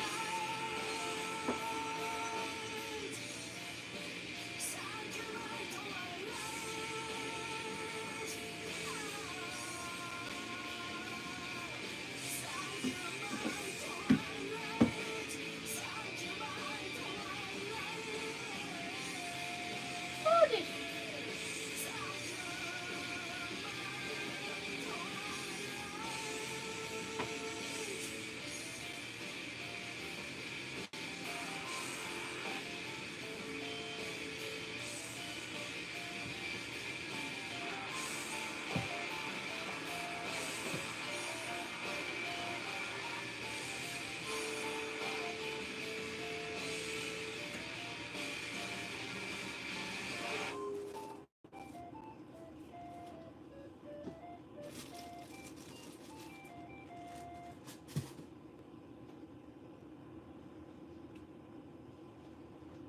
Alright.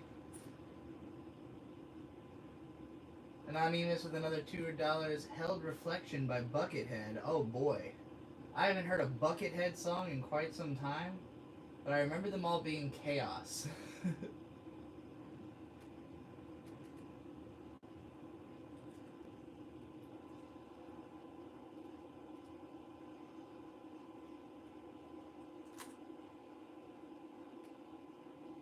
This is a whole album. Oh, here we go. Well, it was a 17-minute song.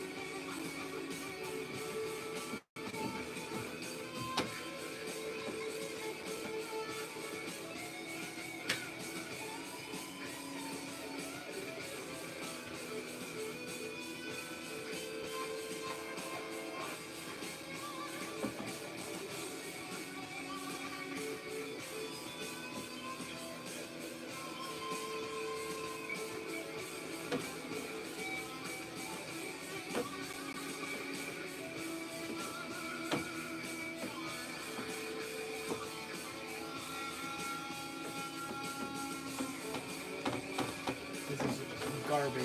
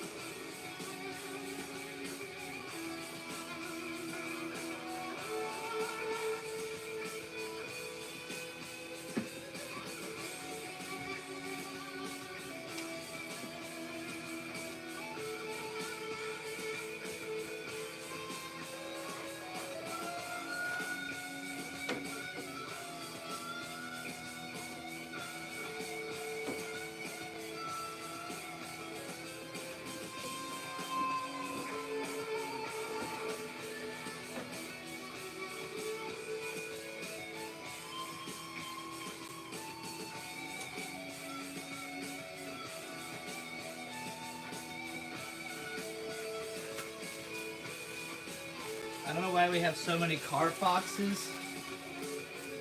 Just like swimming in car foxes for some reason. Did me and Bird ever consider getting curtains or a folding screen for your closet? No. But this is also not our house. It's my parents' house, and I'm not trying to modify anything. I'm just trying to get the hell out of here.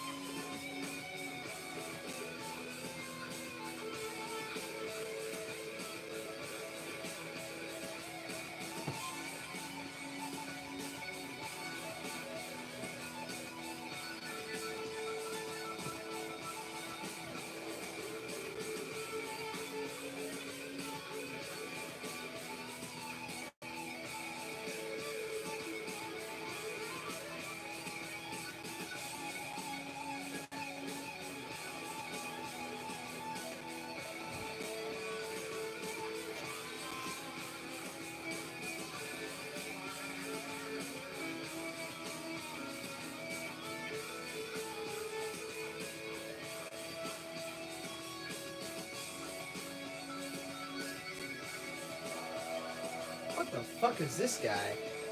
Any of y'all ever seen this thing before? Lucasfilm? Is this a Star Wars? What the fuck kind of Star Wars is this? I never seen this Star Wars before.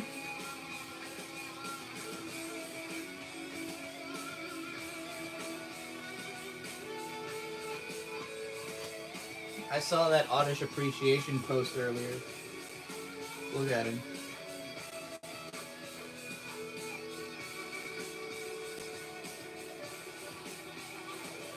He's gonna get eaten.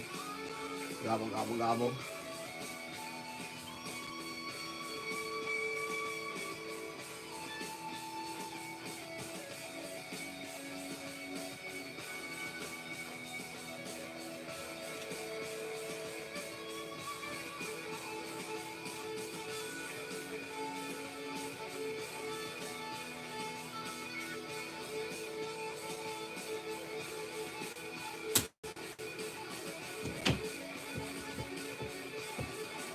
I found Gookie's sister. I found Gookie's sister, Hello Kitty. She's also got kind of a stain, but it's alright. They're the stain siblings. Hey, what a happy brother and sister.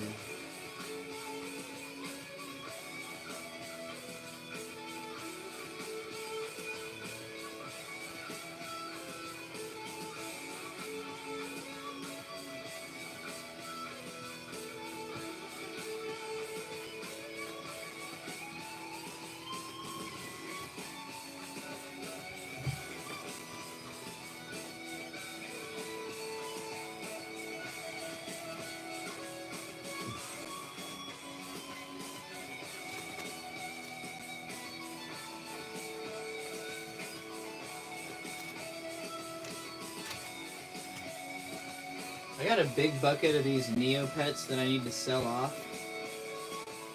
I don't know what they're worth. If anybody wants to buy this Neopet, let me know. I don't know what it is.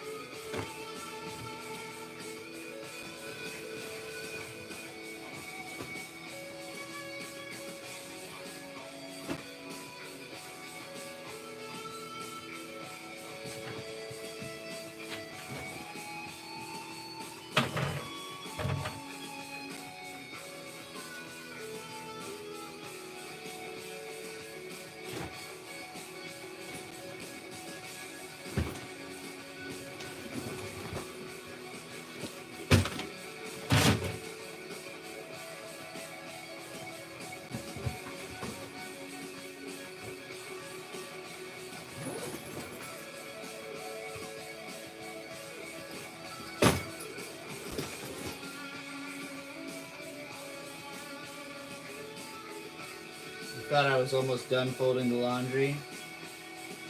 Get fucked.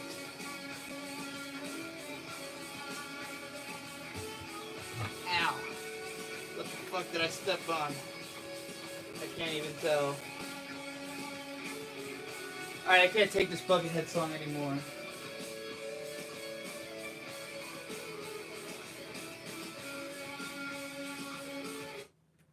That was almost 10 minutes. Anonymous with $2 says for NA7SU's question. After years of consideration, what made you finally go through with transition in full? Well, mostly understanding it better. I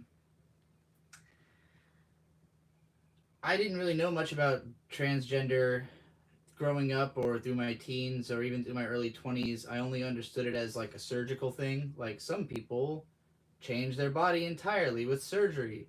And I always thought that seemed like really scary or extreme to me. Like I couldn't imagine myself doing it. So, you know, when I found out about stuff like gender fluidity or the idea that you could be trans without having to like literally alter your body, made me more comfortable with it. And then literally seeing Mr. Mediker's video, How the Sausage is Made, where he does show and explain the transgender surgeries, made me realize like those won't make me like that surgery doesn't like I think I thought that you had to cross that line to be considered like to if you're going to transition you have to do that. And when I saw that video and realized how little benefit there really would be to doing that, I was like, oh, well, I'm going to transition and just not do that, you know, at least not till the technology's a lot better. You know, and I just pretty much knew that if I was going to do it, I had to do it all the way. So once I started transition, it was just a matter of getting on hormones and, you know, that's it really. Changing the pronouns and getting on hormones. But yeah, it was mostly realizing like it doesn't have to be a surgical thing, because I'm generally not a big fan of like body modification. Personally, I'm kind of afraid of it. So, you know, it's one thing with hormones, because hormones are just something like I understand that it's something your body potentially would create anyways. You know, it's different to. Not that I'm knocking anybody who does that stuff. I'm kind of jealous. Like, if you've got the bravery to go through all that, cool. But I do not. Okay, so the reason I emptied all these clothes bags out is that I've got several seasons worth of clothes here, but they're not really sorted. So I'm trying to sort out all my clothes so I can put all the out of season shit away.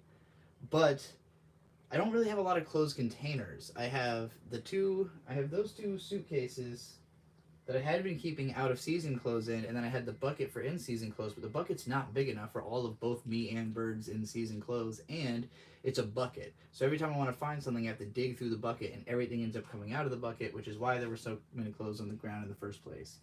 So the goal here is to create a sorting system of my clothes where you don't, where I don't have to dig for anything afterwards. Anonymous with $2 says, Negent wants the deets on the medallion.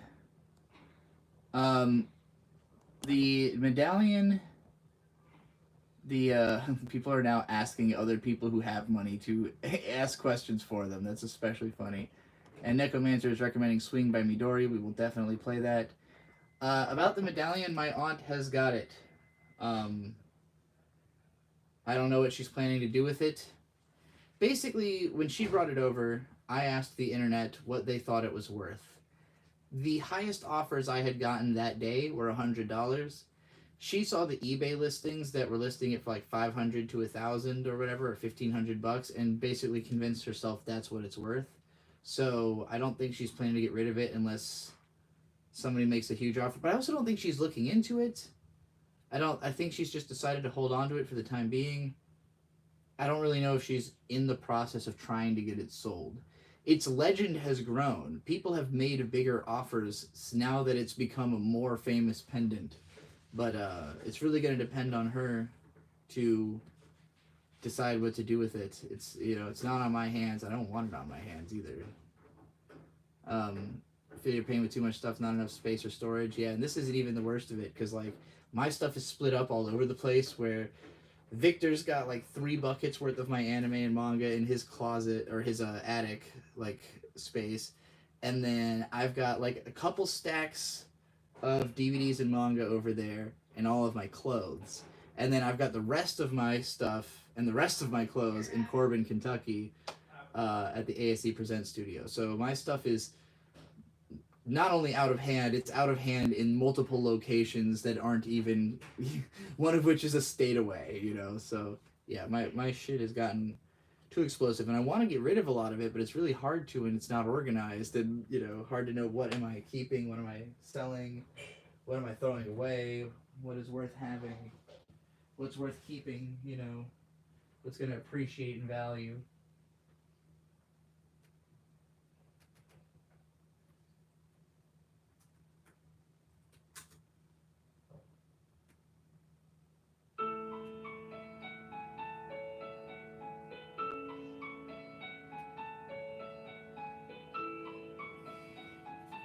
Okay, let's figure out this fucking situation.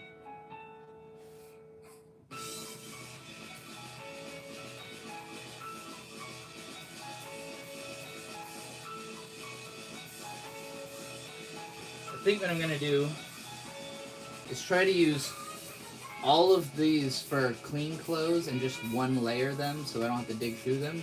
And then anything that's out of season is just getting tossed in a bag. I'm not even gonna bother folding it. Tossing it all in a bag. This is taking too fucking long already. Before I made it more complicated, it was already taking too fucking long.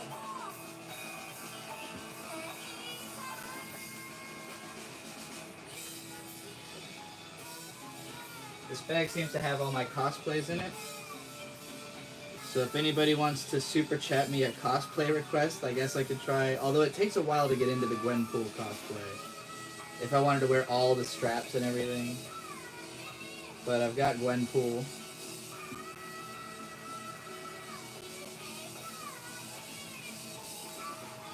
Gwenpool.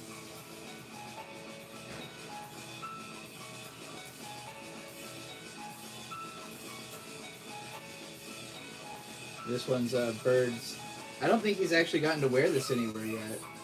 The oh, what the fuck's that guy's name? The guy John Cena plays.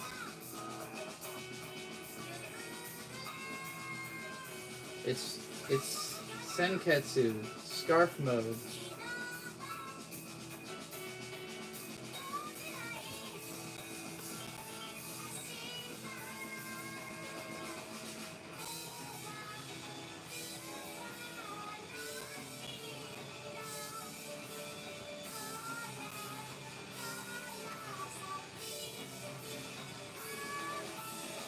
I'm a fuck-mothering vampire.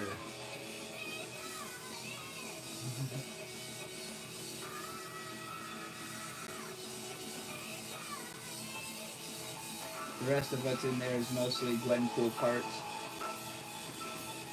I have a President Loki female version cosplay, but it's in the car.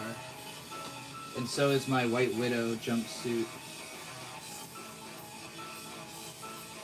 Bucky, you're too fucking hot for this weather. Snorlax. Never did get a $5 to wear Snorlax.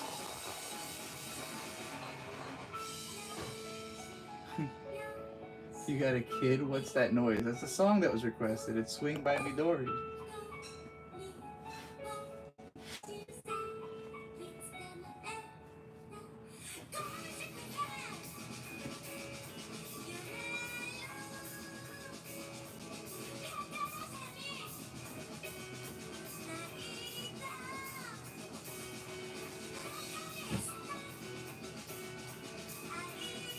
What do I want to throw all my extra clothes into? I really need another bag.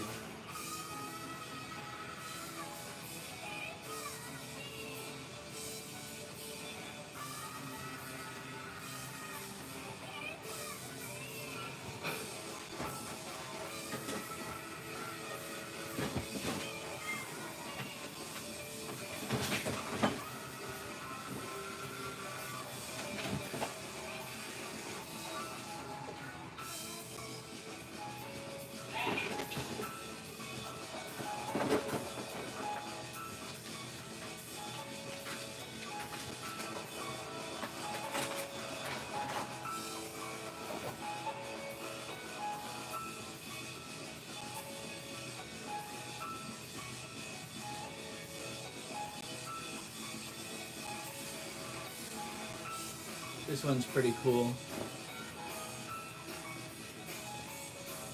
You ever read the manga A Crab Looked at Me? Fuck, where's the guy? There he is. This bag is pretty sick.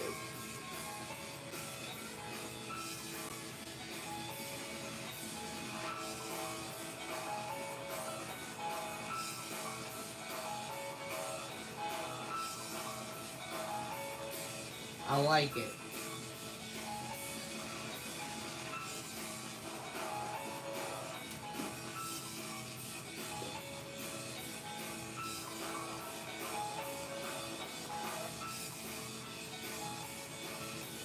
I've had this since I was like 13.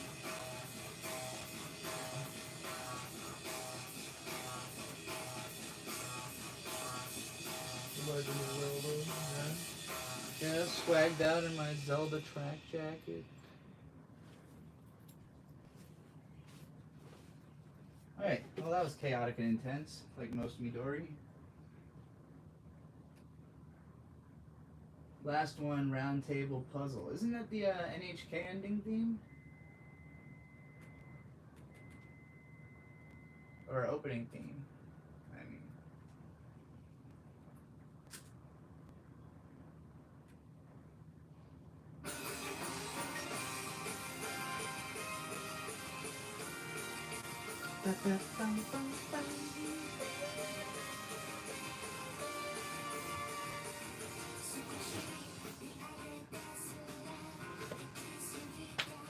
Alright, all out of season clothes will go in one.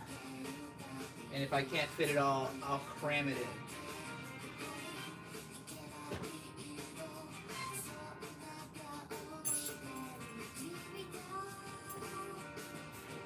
Actually, I'm kind of interested in this belt.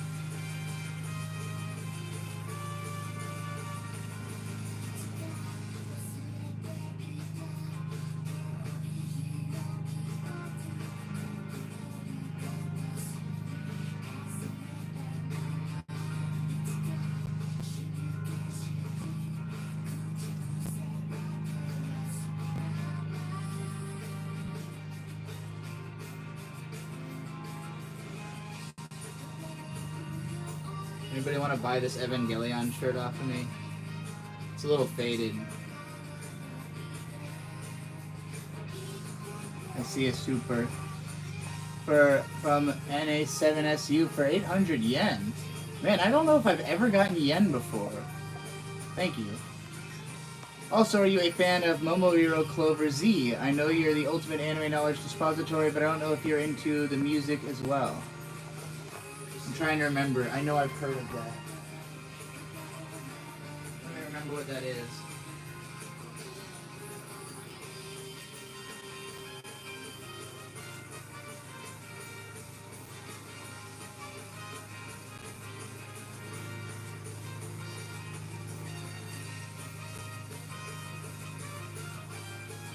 I do not know any of their music. I have heard of them. I don't listen to a ton of anime music. I'm very selective, and like I tend to listen to mostly rock music and rap music, so like anime that incorporate that kind of stuff I am much more likely to listen to than more like poppy stuff. Like I know this song because it's the opening theme of Welcome to the NHK, and I have other friends who love this song who played it a lot, but I was never like huge into this one. But the ending theme, Odoru Akachan Ningen, I love Kiniku Shoujo Tai, the band that makes that song. So, you know, Kenji Otsuki, You know, all the music he did for Sayonara Zetsubo Sensei, like, that's the kind of stuff I really like from anime. The more poppy side of things, not as much my bag. There's a fine line, but let's give him a shot, though.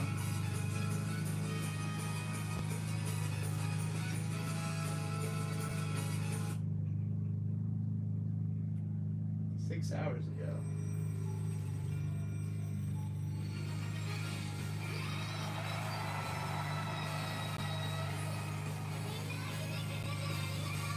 Feels like a Sound Horizon performance.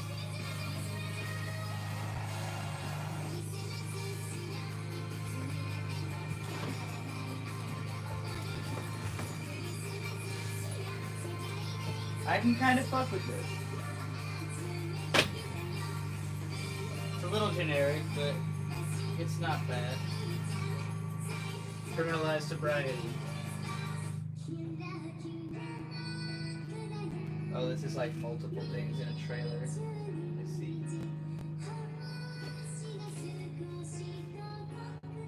See, like that kind of stuff, I would not probably enjoy. The like slow, singy, over a piano stuff, not my bag at all.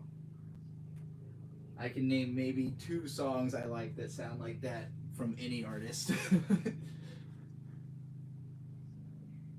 There's a weird droning sound on stream right now. Is it that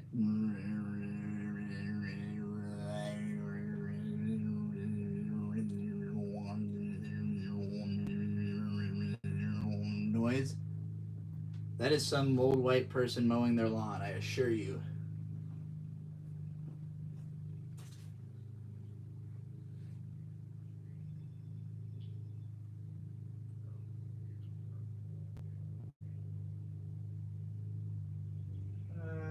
What else do we want to listen to, gang?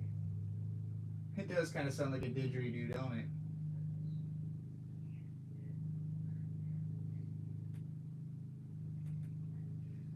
Let's see. How about...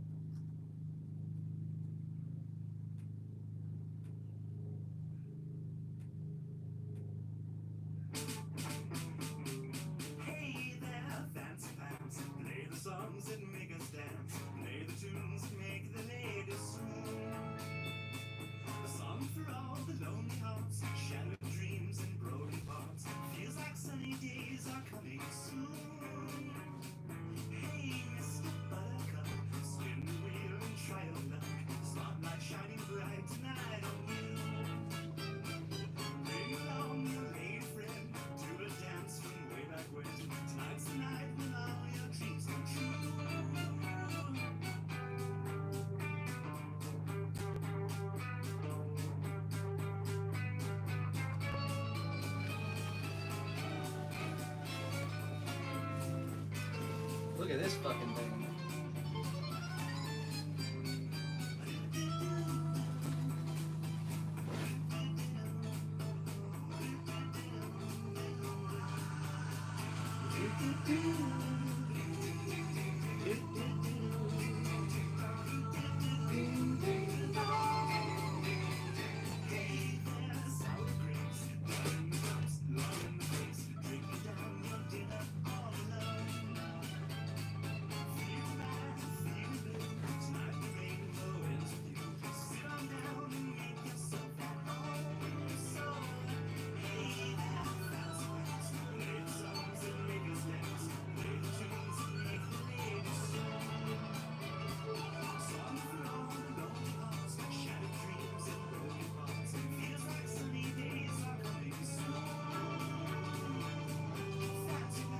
Fancy pants.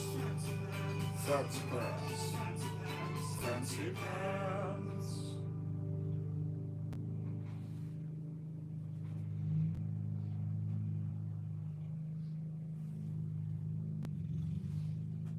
It's a PlayStation.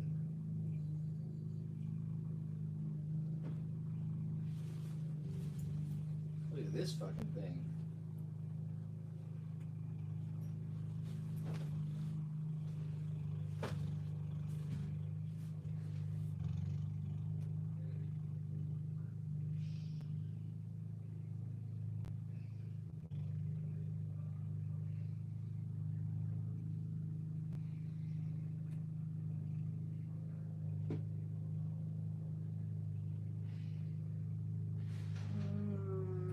Sure, we'll listen to this thing again.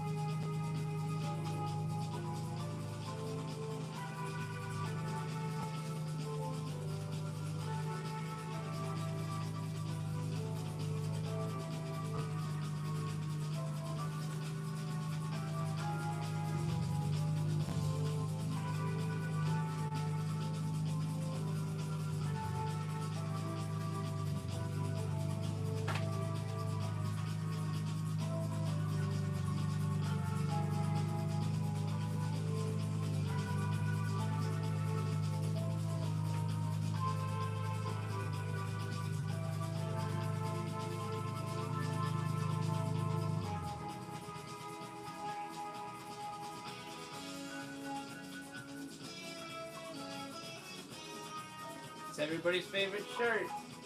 The one with the girl getting stabbed.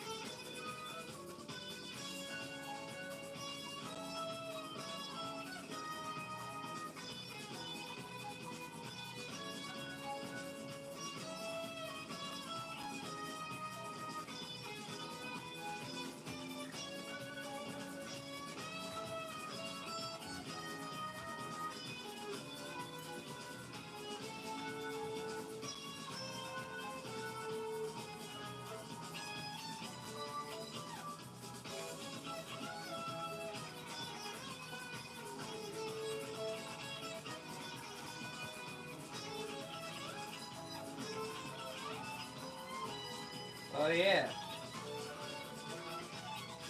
We went to the last remaining Blockbuster in Bend, Oregon. Got a Blockbuster bucket hat.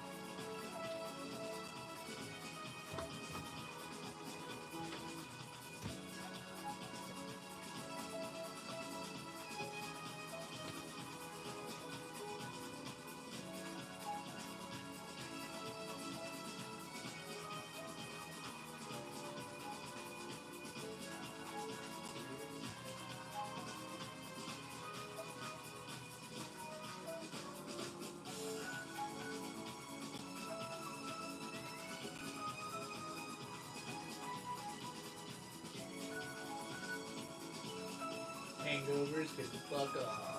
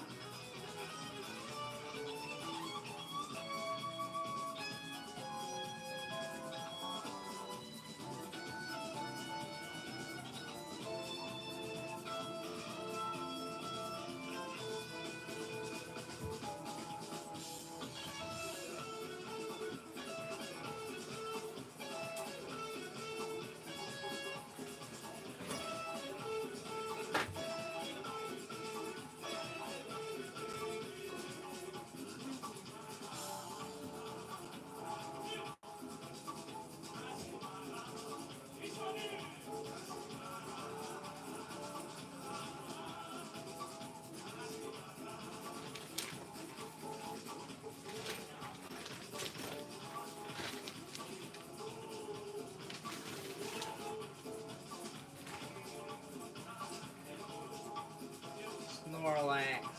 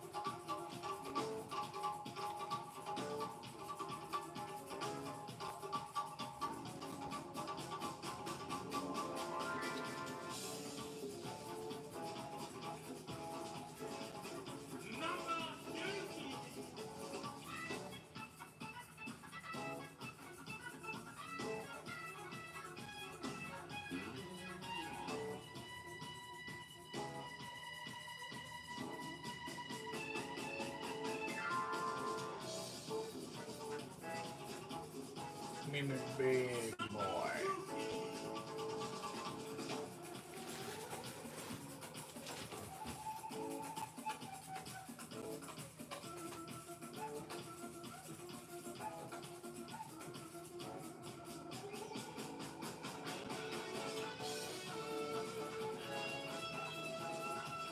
Good seed. We actually got this at the Dave's Killer Bread headquarters.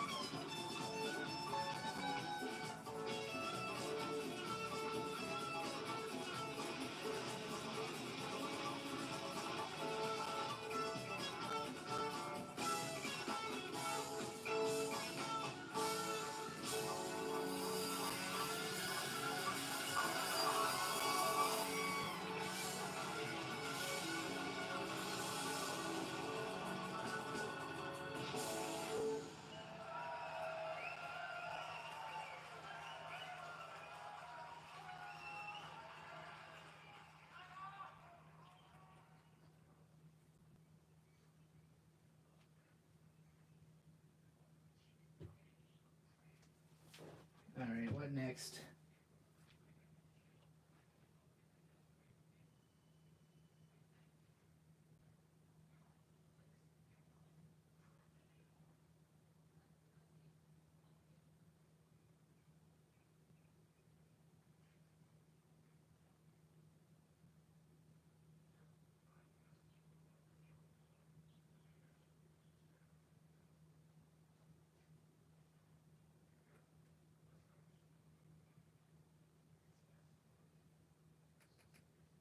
Hmm.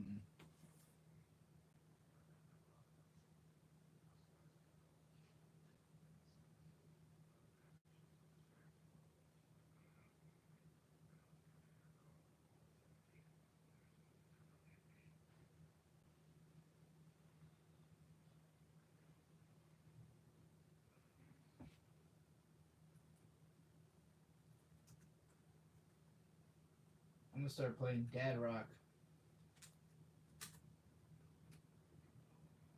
Oh, never mind. Gary always at $2. Melody for certain damaged lemons.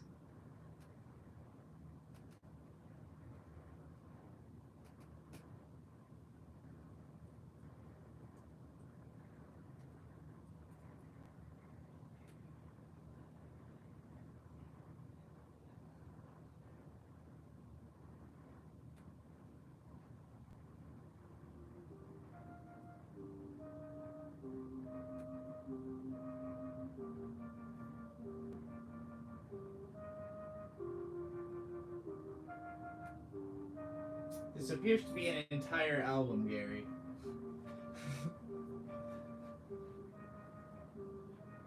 If there was one song in particular you wanted to hear, let me know. Is this carnival music? Is this spooky clown music?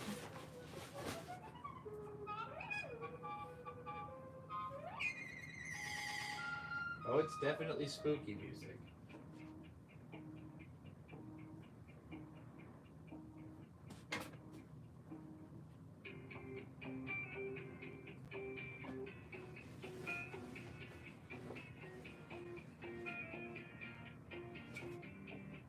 This is not very good clothes folding music, Gary. This is strange, disturbing, and creepy.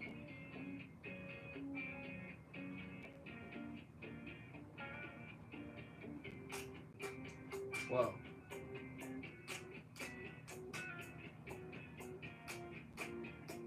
Okay.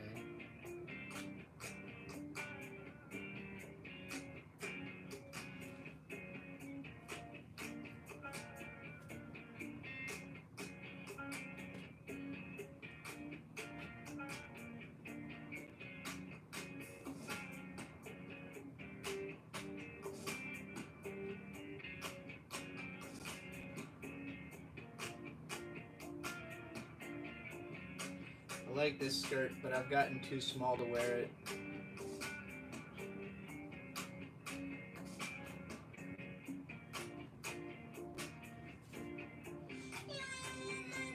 What in the hell? I was not prepared for those vocals.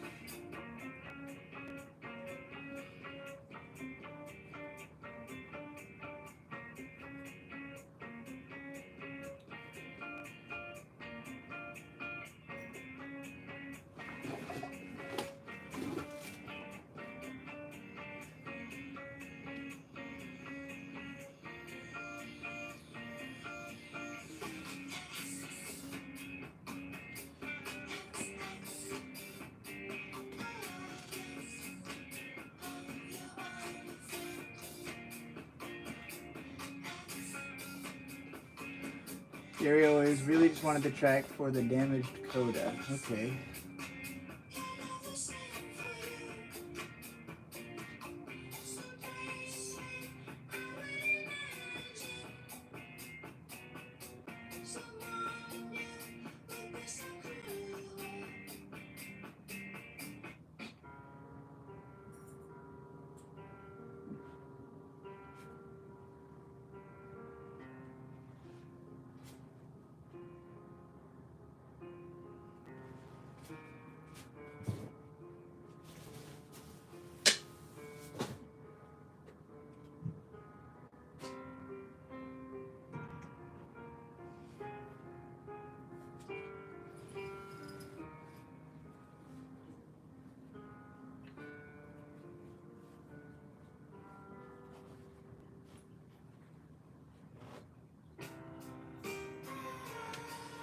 Oh, it's the fucking Rick and Morty song.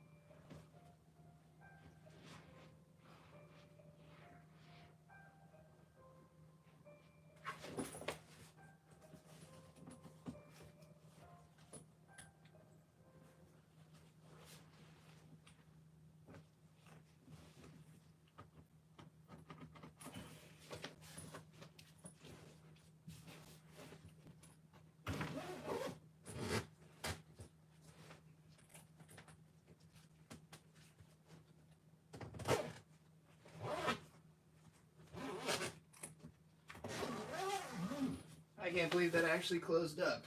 Okay. Winter and winter clothes and clothes that we're not really wearing. Packed up. Oh wait, there was more of it still on the bed. Whatever, I'll shove it in from the top in a bit after I get to the rest of this crap.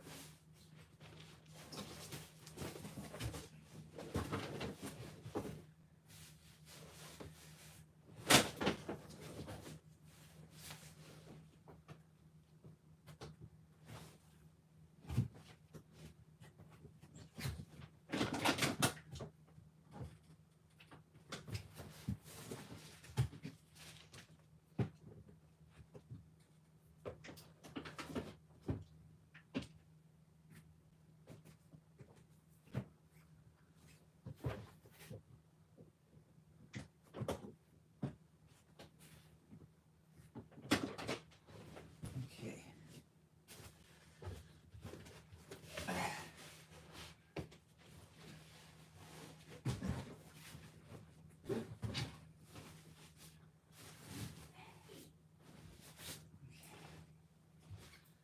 All right. That was a little bit of progress. I'm gonna go to the bathroom. I'll play something, I guess.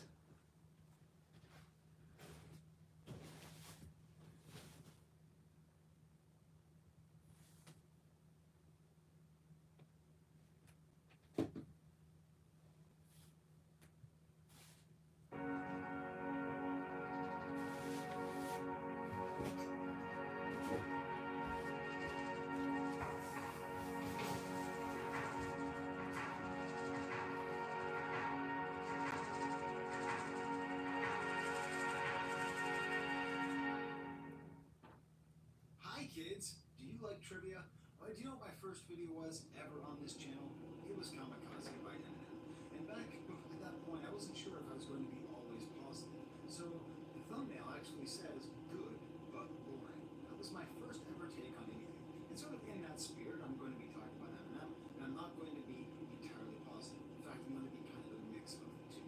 I wasn't sure if I was going to talk about this song, but I saw Justin Hunt, he did a reaction of it, and I sort of thought, oh, no, reactions are beneath him. He's a much better journalist than that. And then I watched the whole thing and I commented and liked, because it's fun, right? So what the heck? If you don't want to watch this, if you think that this is beneath me, go check out my Beach Boy video. Go check out my mock hobby. I know all sorts of good stuff on here, okay? But this is just, this is what's happening. This is in the zeitgeist. This is the time. And Justin Hunt liked this song a lot. And he liked the video a lot. And when I saw it, when I heard it, I had a visceral dislike. I mean, like, oh my God, this is the worst thing I've ever seen. The worst thing I've ever heard. But this is the thing. I trust artists. It's one of the things I do on this channel. Doesn't matter when I record it. I trust artists. And if an artist displays a skill, they always possess it. Okay, we get third base. So I trust Eminem.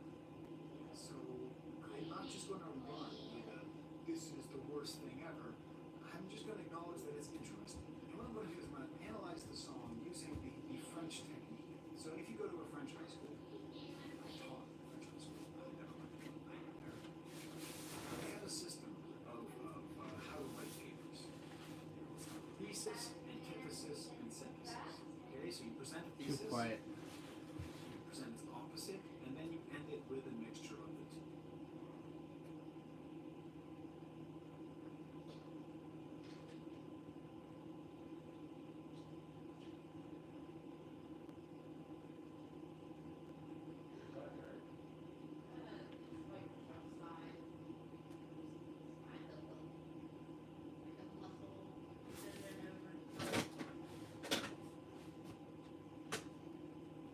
Is this the room where insomnia analysis happened? And no, I haven't lived in that house in a very long time.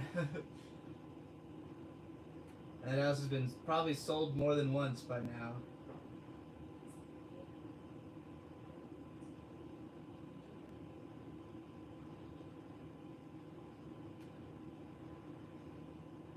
Trying to figure out what to listen to.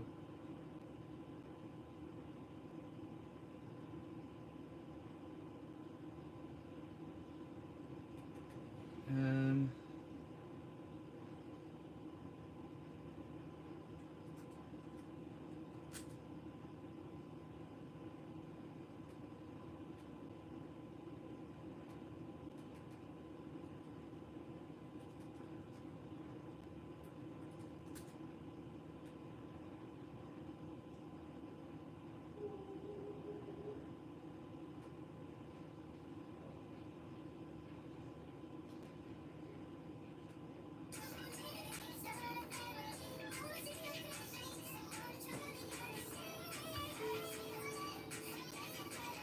First off, fuck you, mama, steak out in breakfast, that's expensive. Put a hole in the back and crack this life, I'm teaching the reason I'm mental. I was in the check, and I got my study, things might run like a dentist. City all the profits, they still get some shit. Get a bit, this ain't what you want. No, this ain't what you want. Fuck up, drop a jump. Back to the bed, I'm Tony Clark. And it hit what I say, 'cause I ain't wrong. You gotta rep it, got me ready, it's on the way. I'm gonna break my bitch, I'm gonna get rid of my bitch, she got way.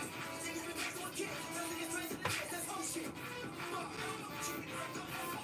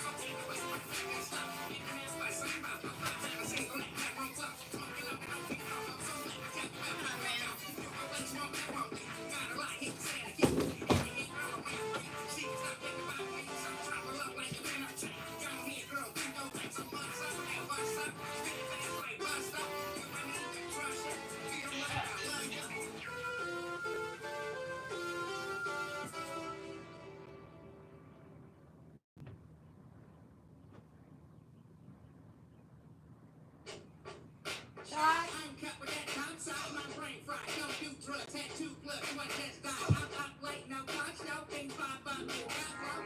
Talk about how had a bankroll. Shop never closed, you ran a slow.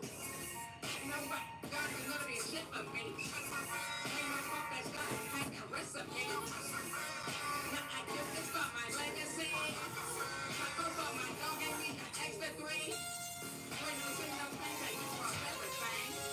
If you wanna raise your hand, raise for everything. Bust back to the like box rush, no control, no ice pack, and X-Men. You like that? You like that? My young nigga step for me. Like Obama and Payne. Don't know shit about me, nigga. Who is your man? Brown, got one. Like the BBC, what? Girls all on me. But, well, my niggas don't roll with us. They come really with me in the band. Same spot. I be on my lonely, lonely, no gossip. Niggas talking, but they know in my wallet.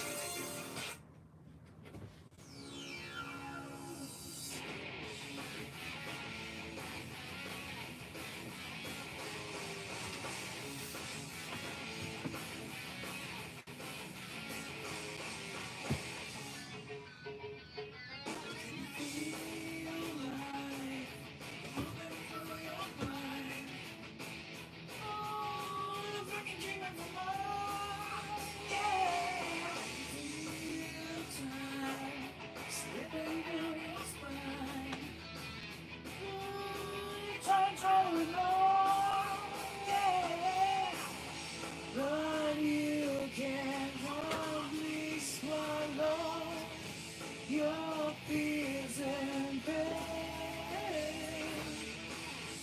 When you can't help but follow, puts you right back where you came. Live that life, hanging on the edge of tomorrow. From the words of yesterday. If you fail or if you follow, you may never find your way.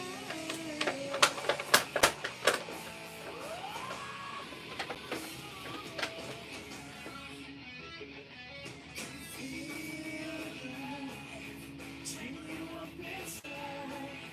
Yeah, now your face down the floor. But you can't save your sorrow. You paid trade. Well, you can't help but follow. Puts you right back where you came.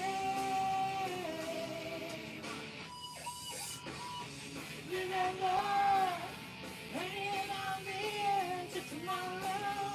Live that life from the words of yesterday. Live that life, if you beg or if you borrow, you may never find your way.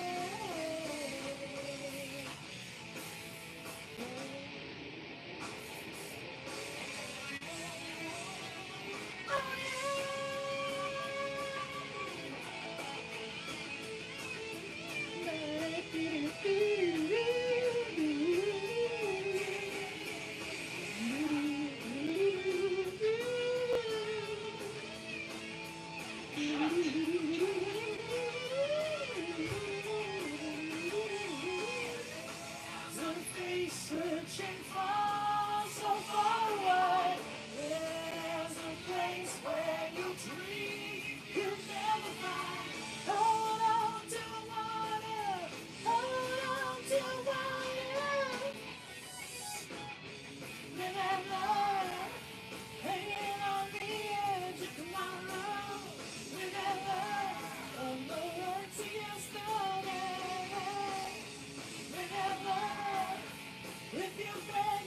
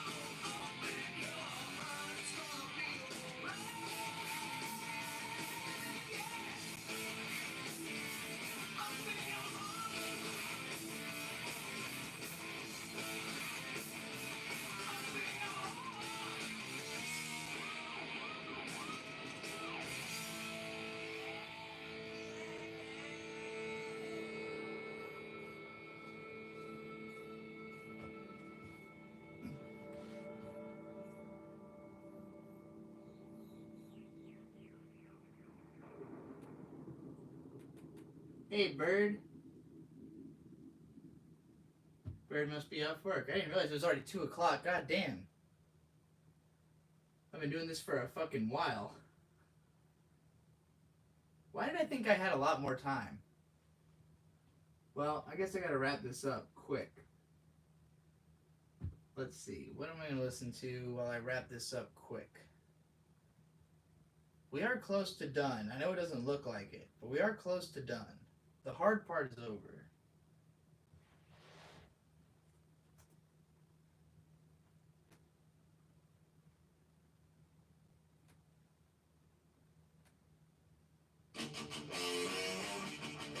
I'm definitely streaming later once we're at the park.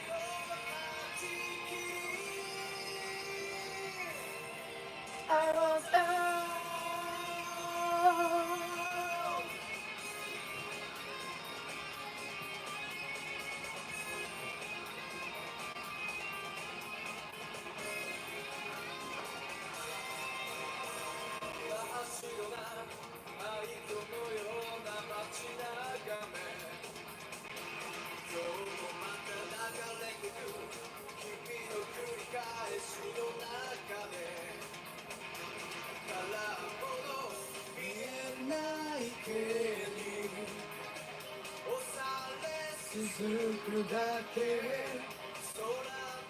空のわからないで I want love 定めの鎖を断ち切り I want love 偽りだらけの世界を今振り返ろう未来なんて自分の両手で掴め I want love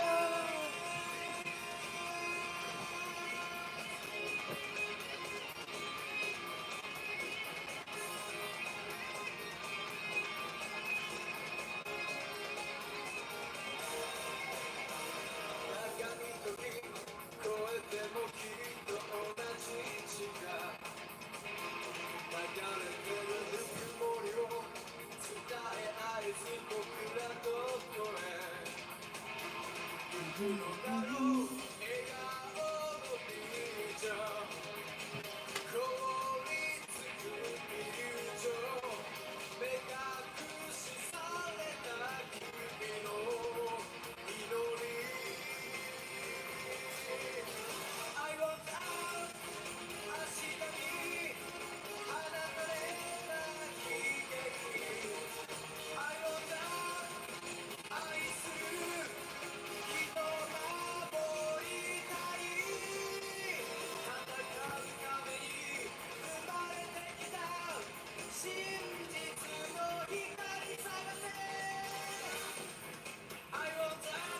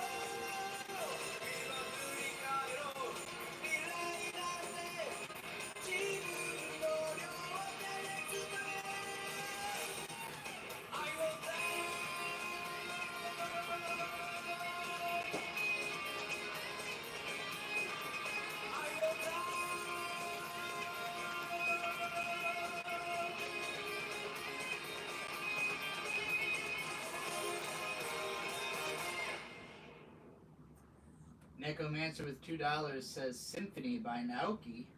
Alright.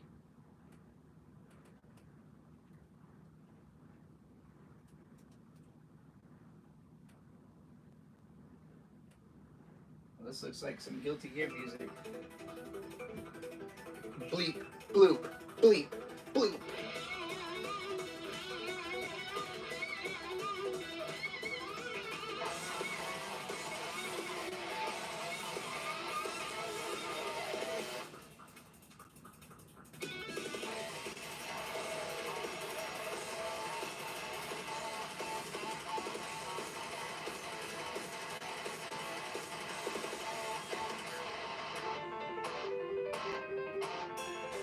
Wisdom, patience, empathy, kindness, serenity, gratitude. This is madness. I like it.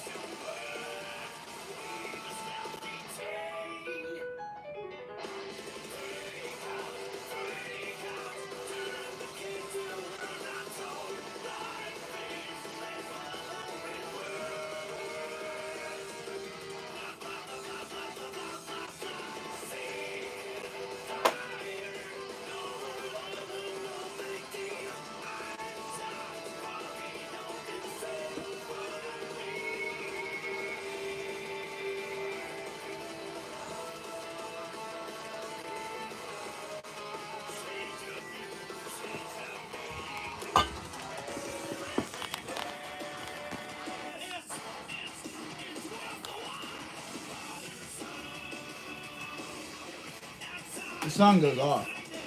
I like it.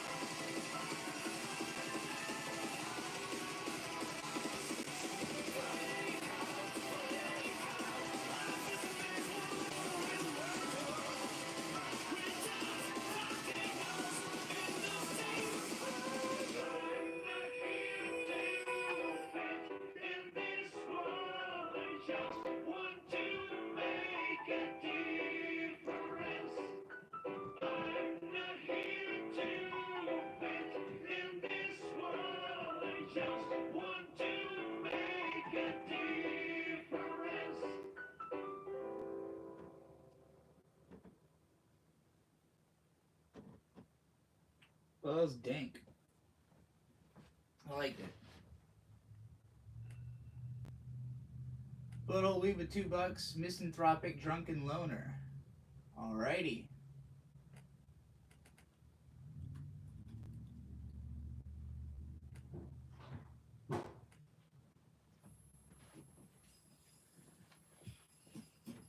My breakfast was straight out the medicine cabinet, a remedy for the aftermath of my habits. Sometimes it's the ones who try to help that hurt the most. I feel like we're playing tug of war, and I'm the rope and I'm stretched to the limit, but you keep on pulling in. I'm gonna lose my goddamn mind. I'm gonna lose my mind.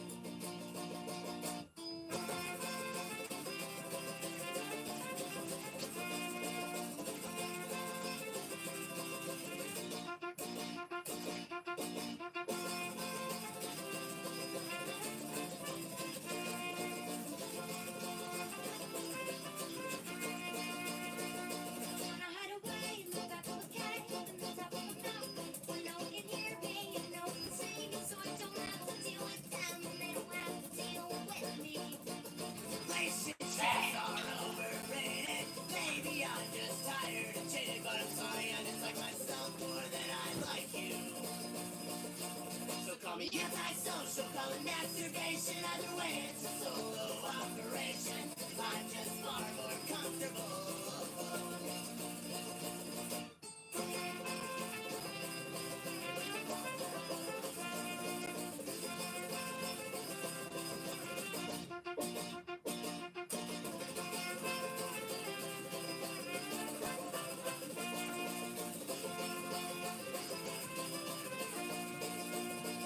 Here's that apathy, it's gotten the best of me. I'm so tired of you talking like you're off about all your problems that just can't fix. Don't appreciate, don't want to take company.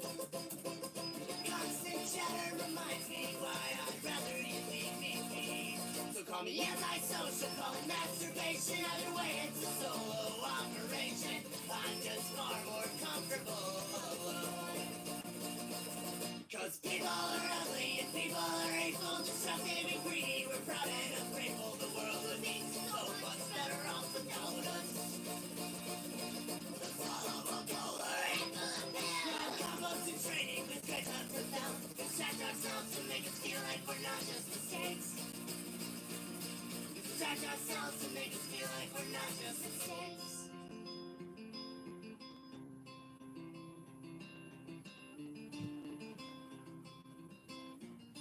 Seems that everybody always has a bone to pick, a promise to break. Never again will I make that mistake of trusting anyone. Trusting anyone. Trusting anyone. This is my misanthropic confession. Human beings are a waste of breath, and don't think I exclude myself. I'm an asshole just like you. Cause people are ugly and people are hateful, destructive and greedy. We're proud and ungrateful. The world would be so much better off without us. Just swallow a polar. All combos in training with grades left with them. Distract ourselves and make us feel like we're not just mistakes. Distract ourselves to make us feel like we're not just My mistakes. breakfast straight out the medicine cabinet. Well, dang. That sure is a jaunty way to sound really, really sad. Funk is the best at making a song that, like, oh, that sounds fun, and then you listen to the lyrics and you're like, oh no, it's gonna be okay.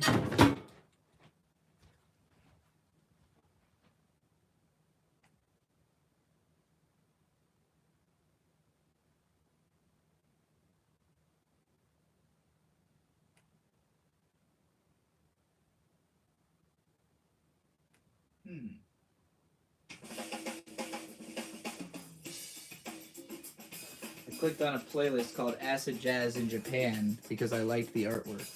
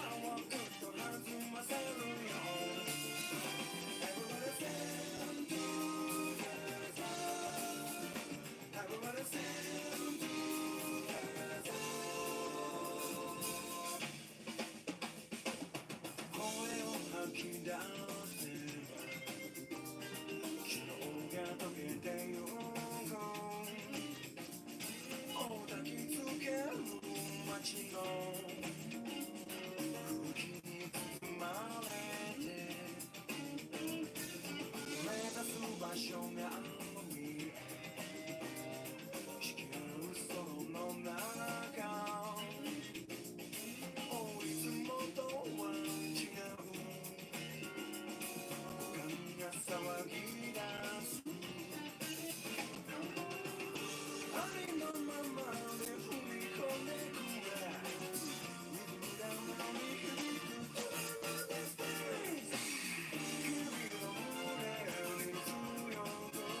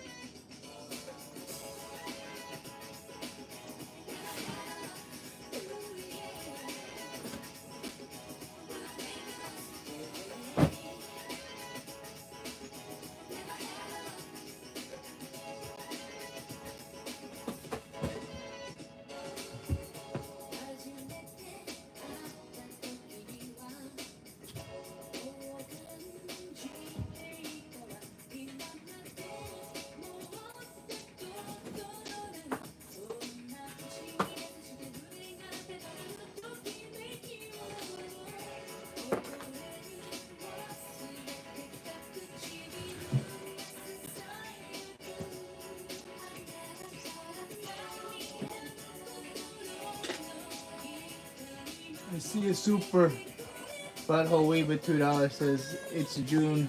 Girls folk punk. Poison by stick and poke. Alright. We'll do it.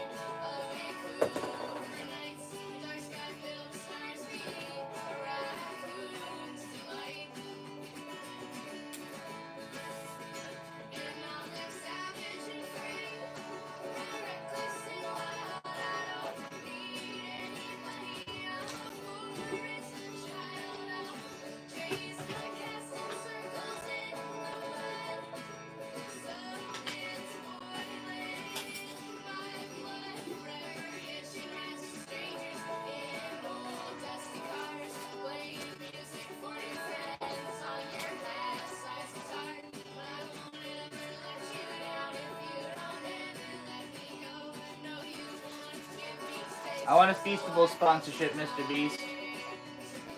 Please.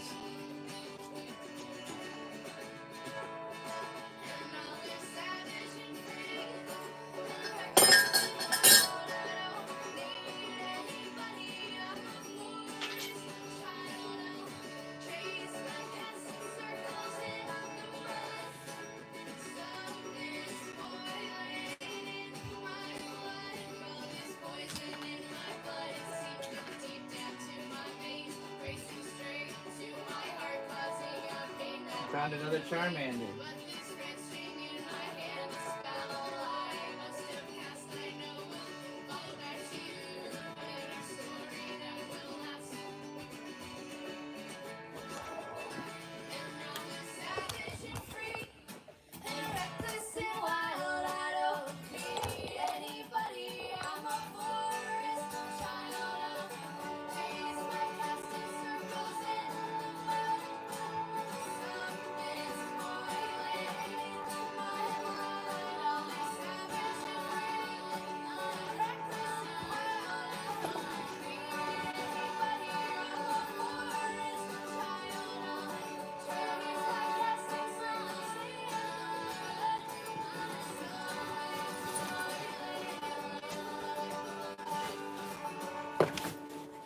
Hey. That was a lot less depressing than the last one. I like it.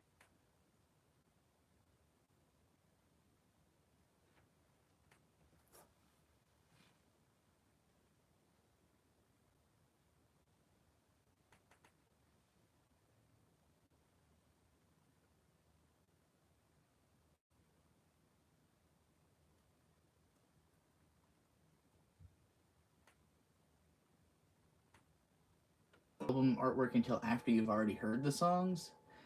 That wasn't the case, when people used to be shopping and like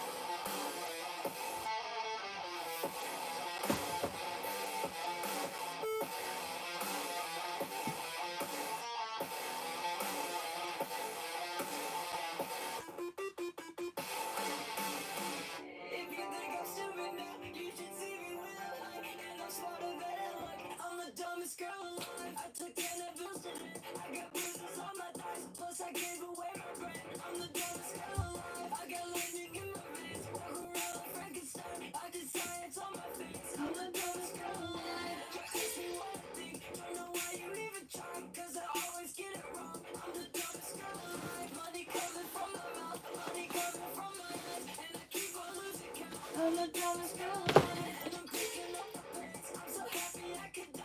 Put emojis on my grip. I'm the dumbest girl alive, and I feel so dangerous. But you say I'm doing fine now, 'cause that's how it goes. I'm the dumbest girl alive. Text, text, text, text, like you're trying to start a fight. Yeah, I'll fucking text you back. I'm the dumbest girl alive.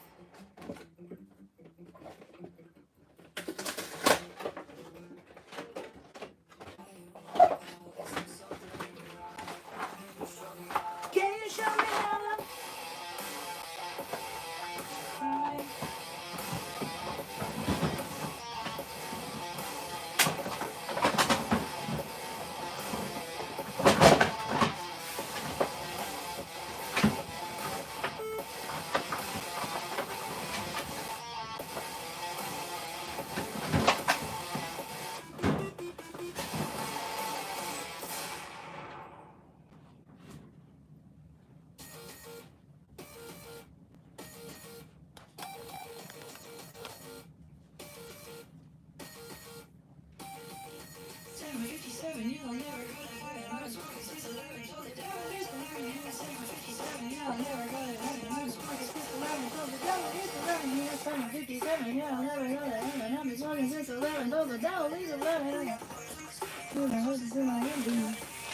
But I'm never in a hurry.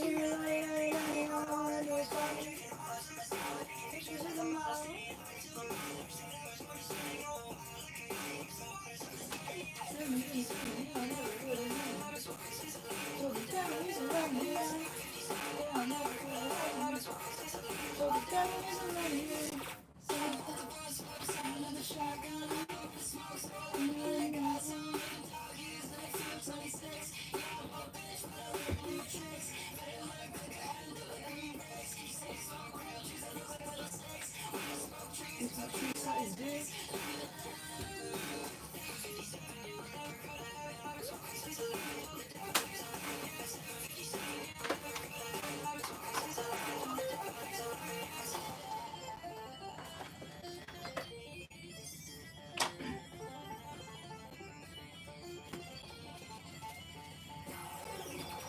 I smell the trees when I'm in Colorado. Interior gas station, McDonald's. I look cell phone dead at the house.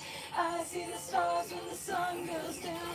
Somebody's making money out of my problems. Where you're talking, you better wear a condom. I smell cowards and sons of a bitch. Everything quick, all smells like shit. Interior gas. I don't know what that guy did to get himself banned by Bird, but he's probably a moron and should probably reconsider his life decisions. I love when you don't even know why you're mad at somebody, but you know you're mad at them.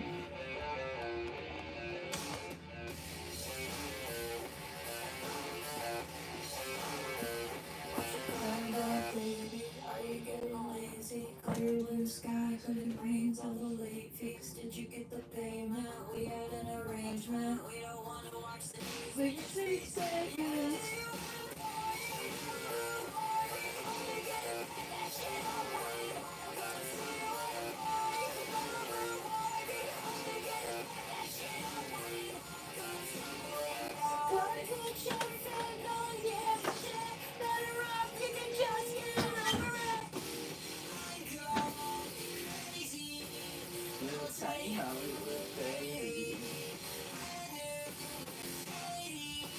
I love the crib going crazy.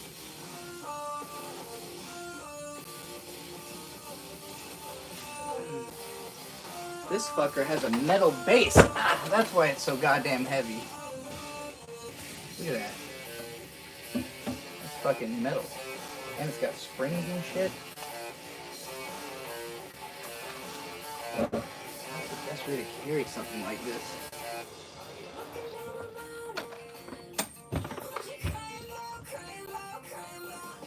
Trying to get this out of here, but it's kind of cumbersome. Fucking bitch. Hey, that'll work.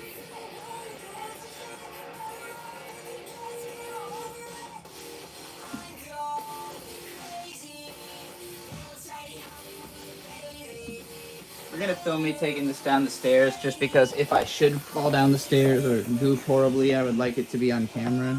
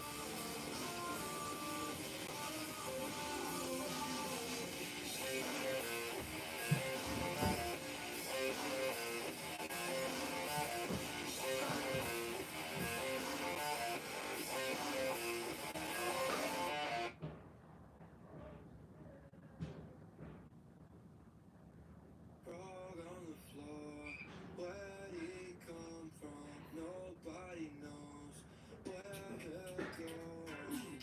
He's been chilling in the basement for a minute. I just think it's time he moves into the kitchen. Give him some space and let him do We did it, gang.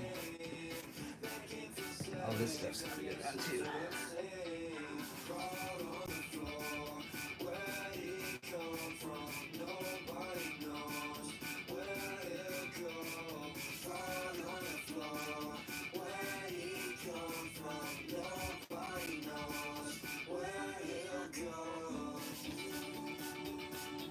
All right.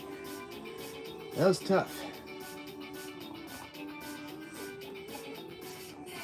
Doritos and Fritos is one of the greatest songs ever made. IMHO.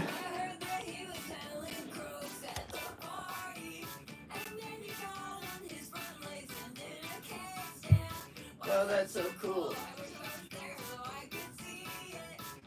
And the party got real still, and nobody made a sound. Seriously, some flies around. He was stuffing them in his mouth. Give him some space, he's still working it out. Give him some space, he doesn't know what people think about. where he come from. Nobody knows where he'll go. Frog on the floor, where he come from. Nobody knows where he'll go.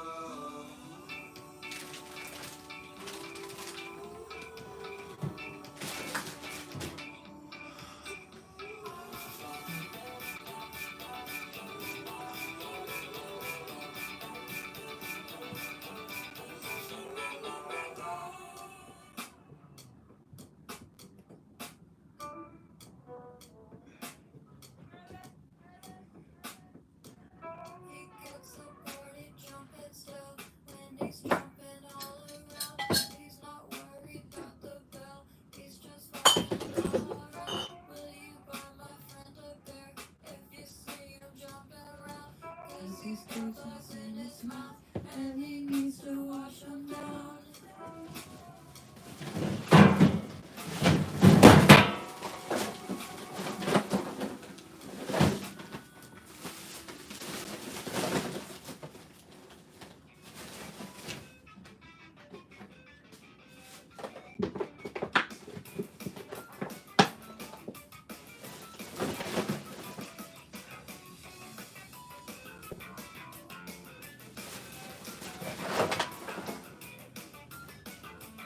Yeah.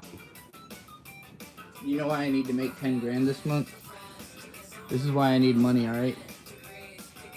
Look at my shoes. Look at them. You know how much sand and water and rocks get into these fuckers? Listen to this. Oh, you can't hear it over the music. It's the sound of sand in my shoes. Look at them. I've run these fuckers ragged. Particularly this right here, this little bent in bit digs into my heel and fucking sucks.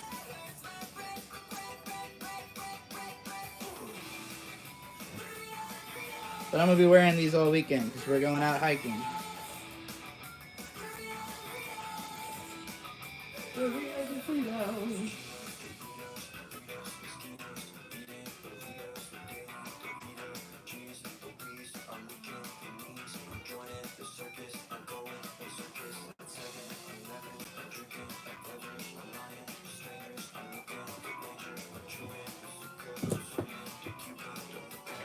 These blankets are coming with us on the camping trip, so I'm leaving them by the door.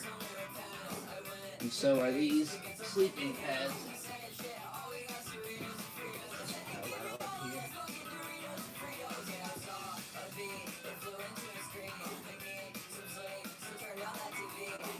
Shit, all we got is Doritos and Fritos. Give me all of the fucking Doritos and Fritos.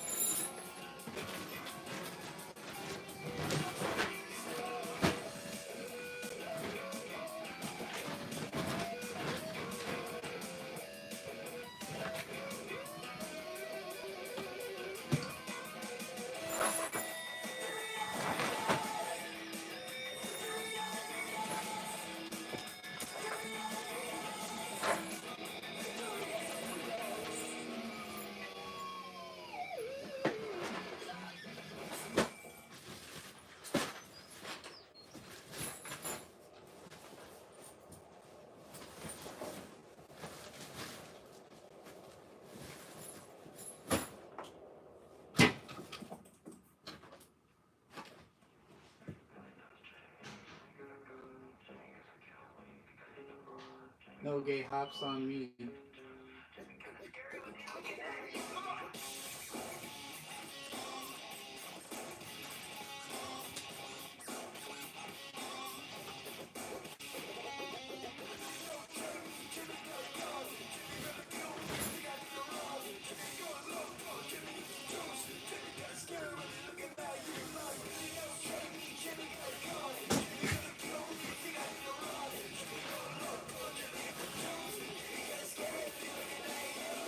Hey look, it's Victor's extra switch that he gave me.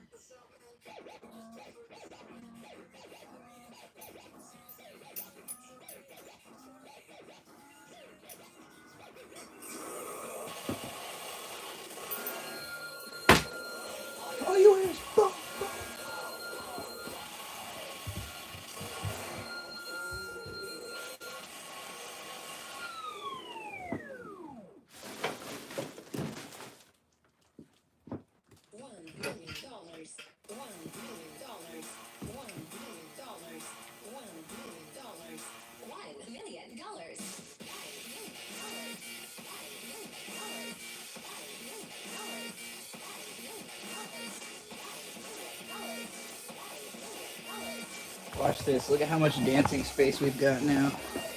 Hold on.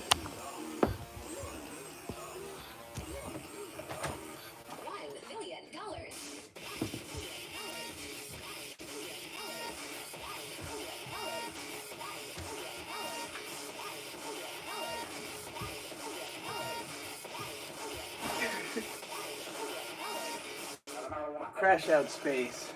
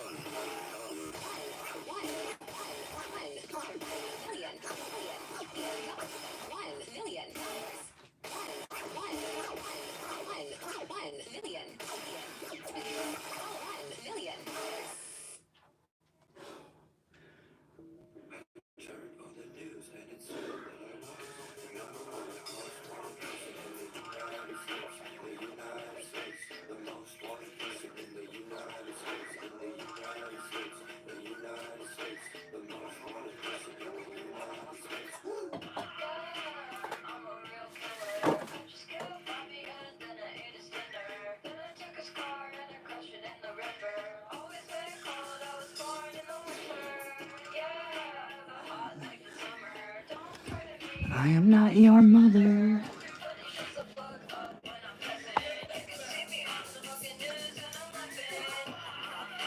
Shit's so funny.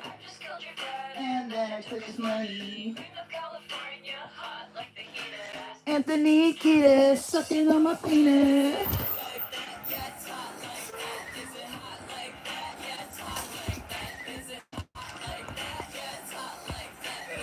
Do we need more beer? I don't think so. We've got 10 plus, 14 plus.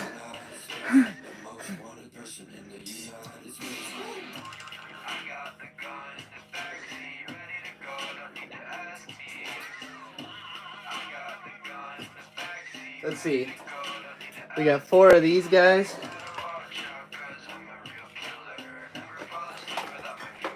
We got 5 of these guys. We got 4 of these guys. And we got this whole ass jug. So 13 beers in a jug. If that's not enough, then get more, I guess.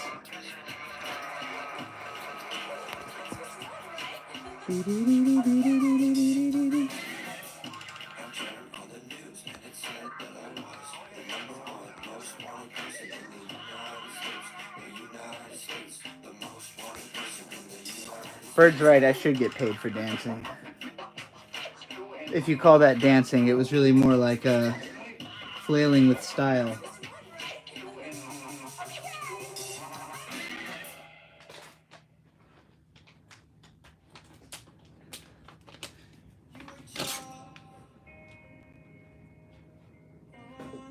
This is empty. I've just been planning to use it as fire fuel.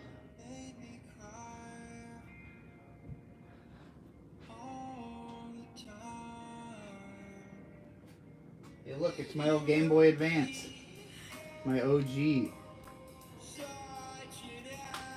got a leaf green. I believe a fake leaf green. Functional, but fake.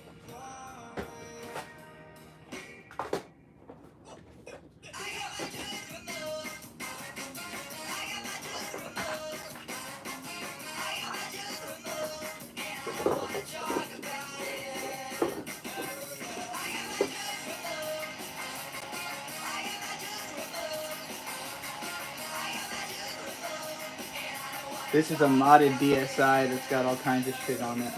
The DSL? DSLL? DSLL?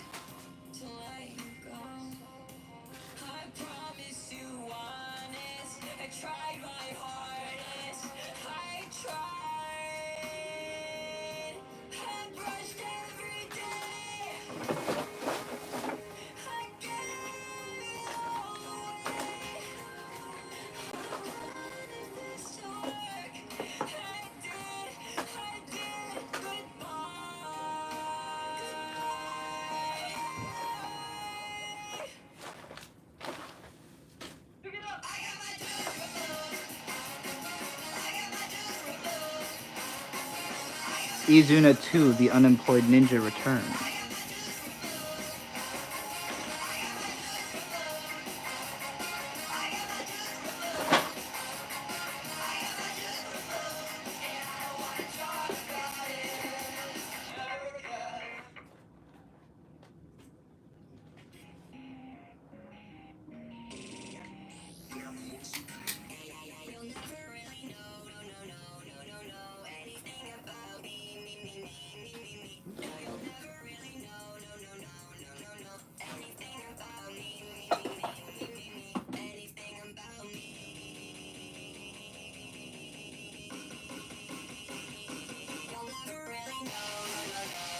The spear still has some in it.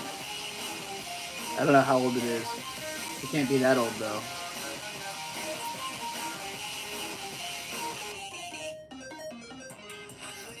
Ah. Yeah. It wasn't perfect.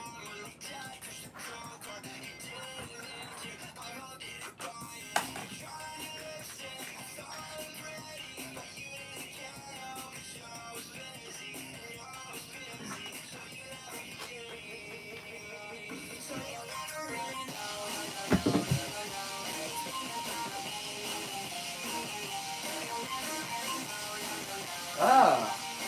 Been looking for this fucking thing. Didn't realize it was on my table.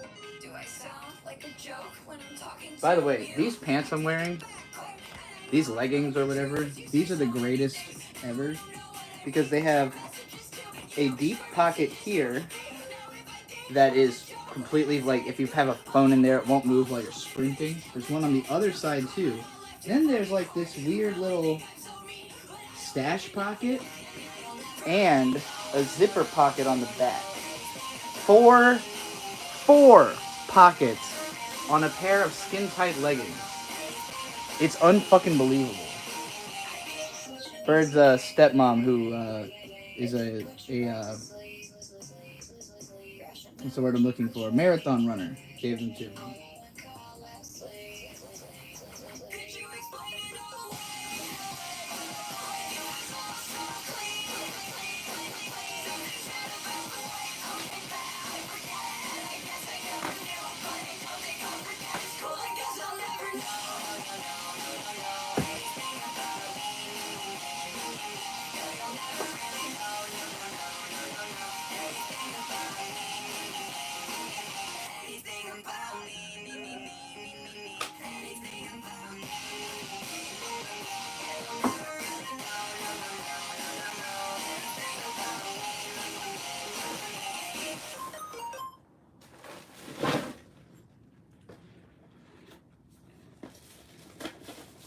Check this out. It's a modded SP. Just full of all types of games. Shaped like an SP, but not only containing SP games. Alright, we finished another album, y'all. I'm gonna take out the trash, so I'll be right back. I'll put on something for y'all to watch for a minute or two.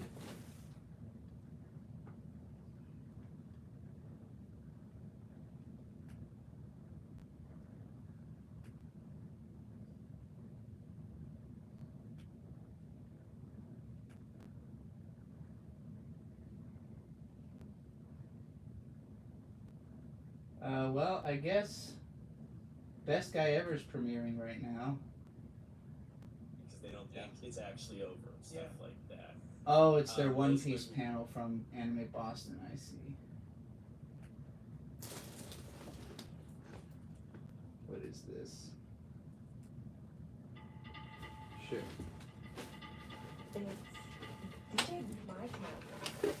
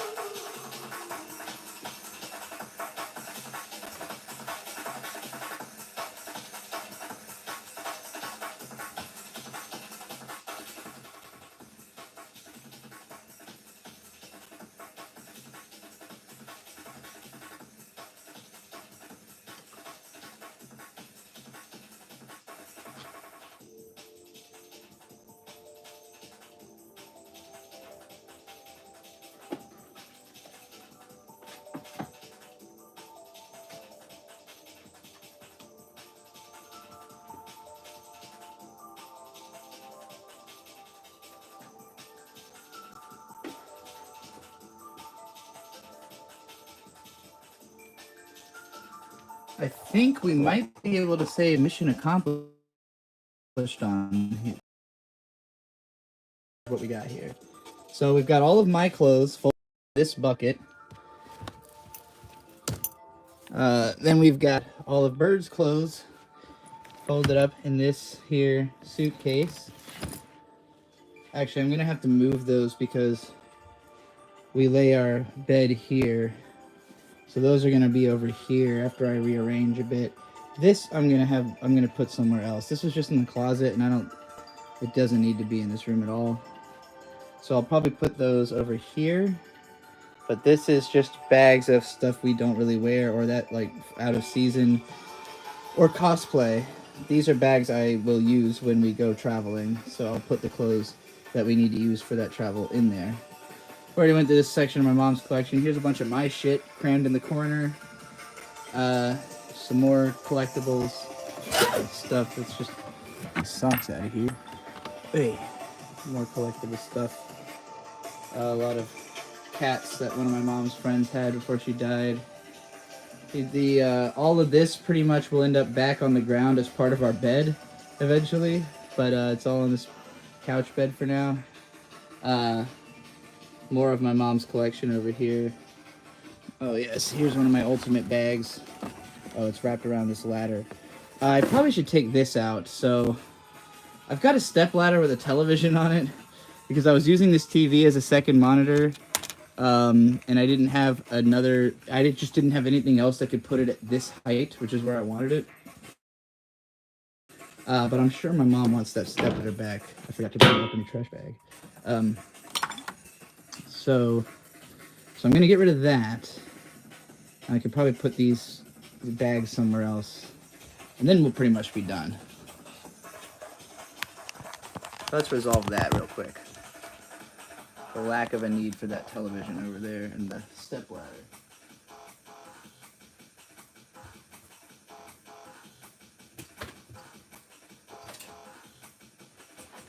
Oh, this thing's fucking heavy. Why is it so heavy for a flat screen? Oh, Jesus.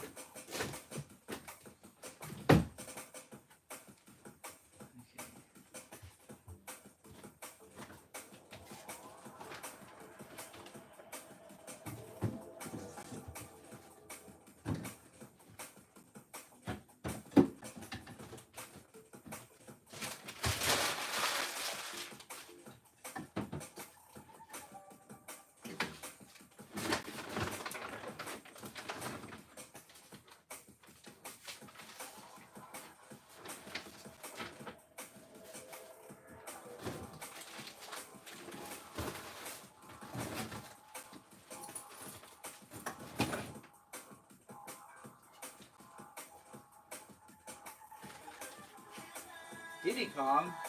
Got a little Diddy Kong over here.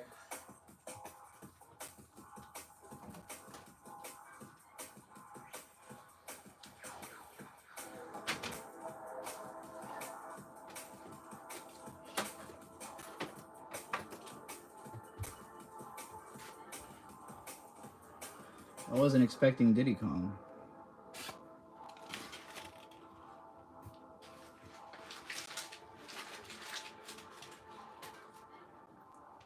No one has ever been thinking about a name change more than Diddy Kong over the last few weeks.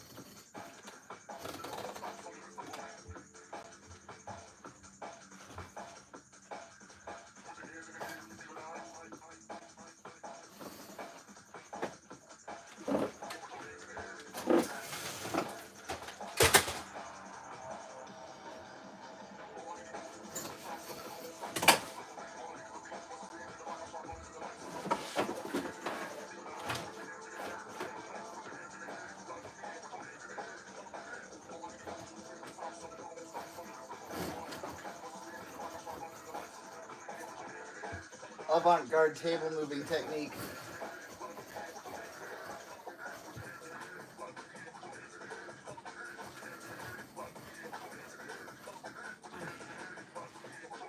So much space.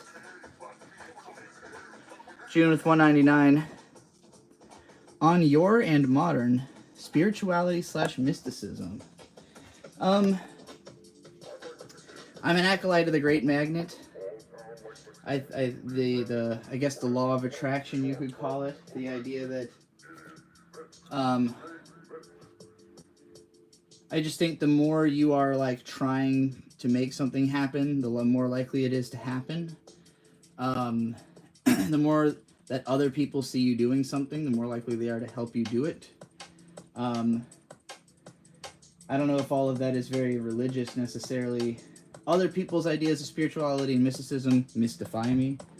You know, I understand feeling superstitious, but I think that confirmation bias makes people put way more stock in like coincidence than there is. And it's not that I think, how do I put it?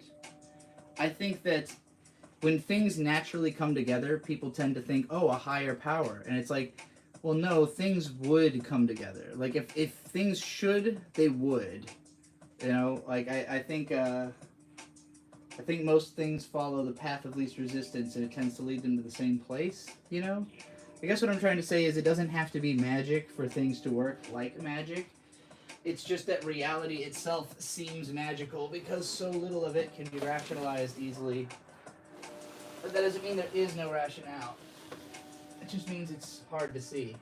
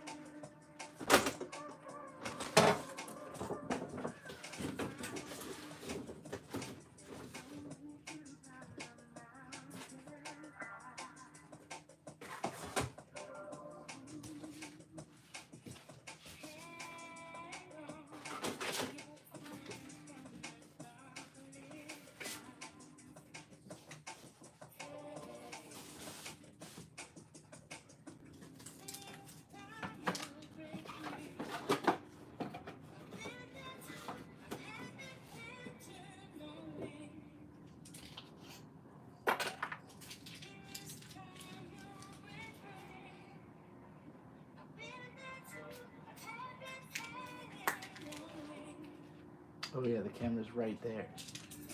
Couldn't remember what it was.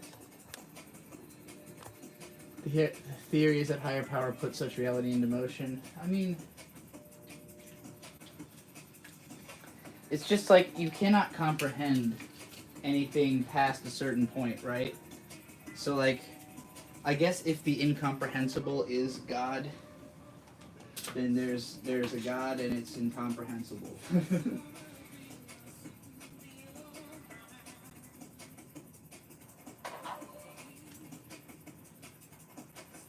God is just whatever we don't understand, I guess. Okay. What do I want to do with this TV?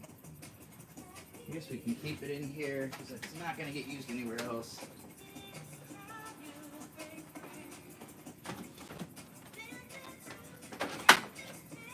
I will probably end up moving my chair if I don't end up using it as much because I've been hanging out a lot in my dad's office. Now granted, right now he's out of town, which is part of why I can use it all day. Ordinarily he'd work in there from 9 to 5 and I would not have access. But anyway, so here's what my room looks like clean. Wow. Cleaner than ever before because I moved that table out of the way, so there's extra space. Now, all that's left is this stuff piled up over here. We got this broken fan that can probably just be thrown away. A bucket of staplers, a step ladder. This fan, the good fan, will stay. That stuff's all coming camping with us. It's piled up over there. So as soon as I get rid of this fan, oh, and also all these like dishes and trash that I've just been putting up on the mantle over here, I gotta get rid of all that too. So we're close, but still not quite close.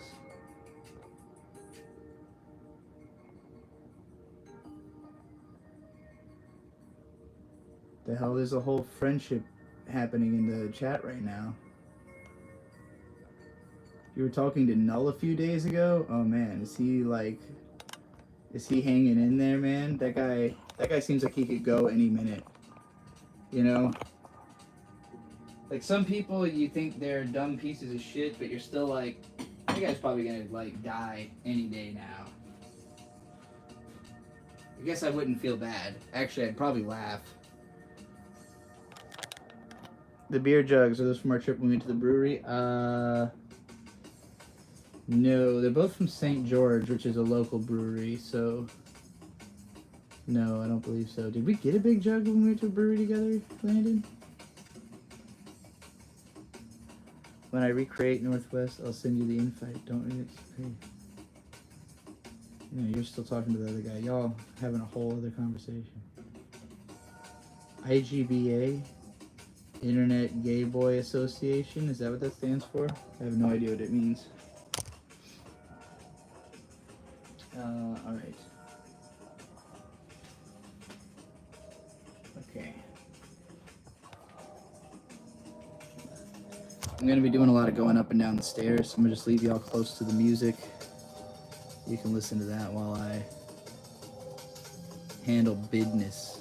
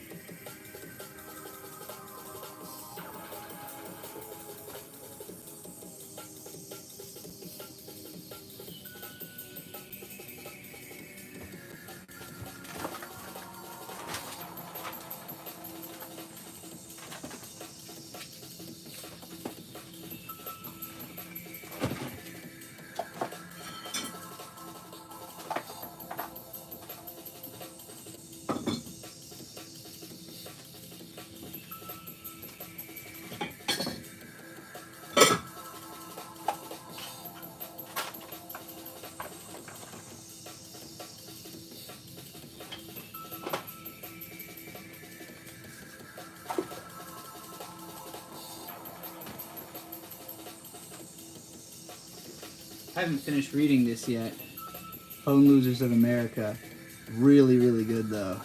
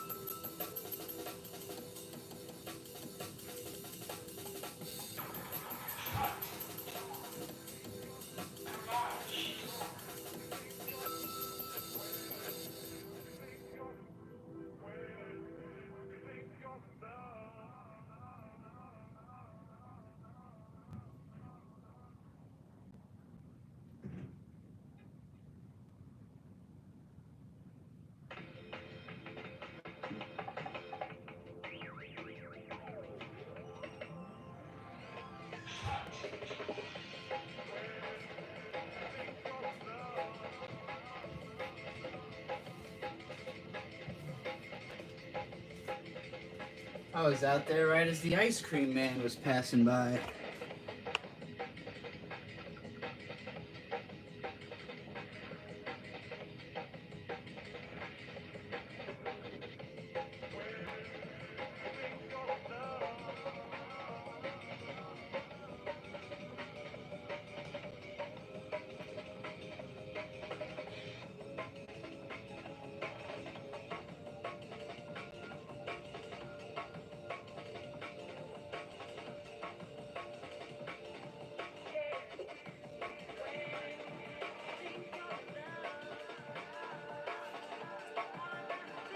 Wonderful. Okay. I've never seen this room so clean. I still gotta get the stuff off the mantle though.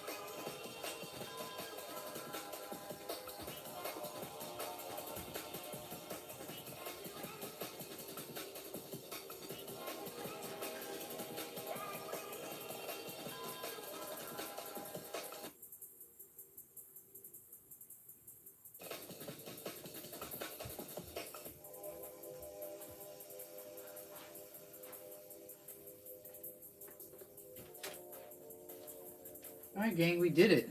I'm satisfied with my room cleaning. Shibbity Dibbity with 20 pound. Thank you very much. I watched your Gender War Double Agent stream recently and had some thoughts. I want to preface this by saying only engage as much as you're comfortable and don't feel obligated because I super chatted. Typing thoughts in chat. Okay.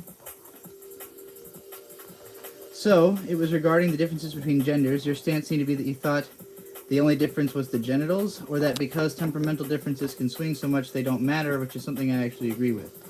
It's more the second part, yeah. I don't think any of it matters. I don't think there's anything you can say about a person. It's like, well, that makes them a woman, or that makes them a man, because you will always find something that somehow is the exception, you know? Like, you'll always find something that you will accept as an exception. And it's amazing how often people will just take something and say, like, well, that's just that. You know, like, this rule applies in all other scenarios, but not that one. I think most people are just a lot more comfortable with contradiction, which is why transgender does work. Like, it is contradiction, but it only works because contradiction is such an integral part of human nature, you know, that, like, we all kind of get it. We all kind of get that sometimes something breaks the rule in a way that reinforces the rule, you know? But it's... every idea of what the rules are a little bit different. So everybody's got certain things that are exceptions that they accept, but it's different exceptions from the next person, you know? It's very strange. To continue reading your thoughts, something I'd like to highlight, though, is that men and women have very different goals in life. Some of this is societal, but some is also because of how we're made. Again, it really it's so dependent on the individual. I think if you grow up being, like, of the mindset that, like, I am a woman and therefore these are my goals, or I'm a man and therefore these are my goals, that will become a self-fulfilling prophecy without question, you know? Like, if you, like, for me as a kid, I saw myself as, like, whatever I like is what boys like because I'm a boy, and that didn't work for me. That didn't, like, work on a social level, because it just meant that boys didn't get along with me, and girls didn't understand why I wouldn't call myself a girl, you know? And, like, it's different for men than it is for women. I mean, it really depends on the man to the woman, man. Fundamentally different or evolutionary goals. I don't agree with that at all. I don't know what evolutionary goals you think anybody has. I'll tell you this. This is important to me that everybody understands this. I don't think most people do or will. Your evolutionary job was done when you were born. If you have children or not, on, like, a science level, doesn't matter. You fulfilled your purpose by being born. If you never have children, that just means that you were an endpoint. You were a possibility that was explored but not continued, you know? But that is equally important as the possibilities. It's like if somebody, Thomas Edison finding, like, 160 different things to testing before he did the light bulb or whatever. You know what I'm talking about. I don't know the exact number, but, like, all of those failures were necessary to get to that success. You know, you don't get the success without all the failures. So, like, even if you don't reproduce, your particular genetic mutation is necessary to the overall, you know, to the overall mass.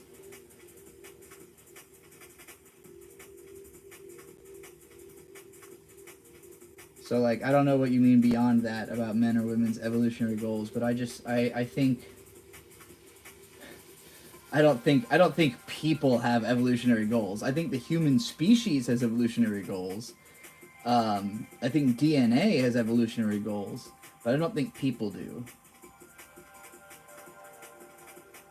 Yeah, Ellen, good question. What sources do you draw from in your belief that there are evolutionary goals? Yeah, I'm really curious, like, what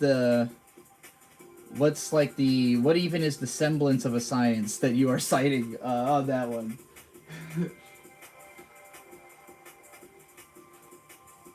I don't like how I folded this inside out.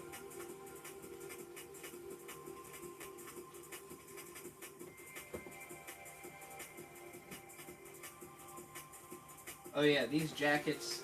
I'm gonna put all these jackets in the car. I guess these should go with the camping supplies. These are all the, summer jackets, about as thick as you could imagine needing in the summertime. Yeah, Gary always good point. Evolution doesn't have goals, it's non-linear and random. I mean, it's just like everything is like evolving in a way where it's like you're born, you figure out some new shit to survive, and you remember that, and then your DNA remembers that. Your DNA is like, oh, this is the shit that this is the shit I did. Now you're gonna do that shit, to your kids.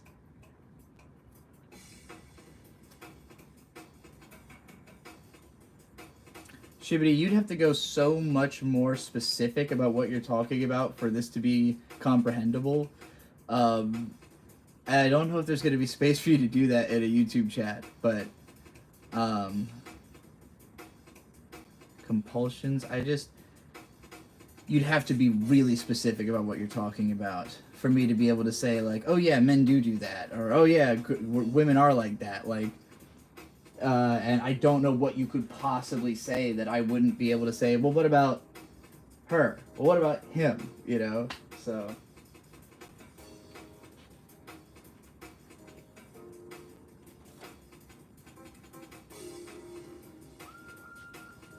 This song is chill as fuck.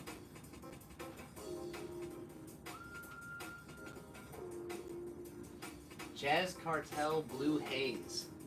That's a good name. Women be shopping indeed.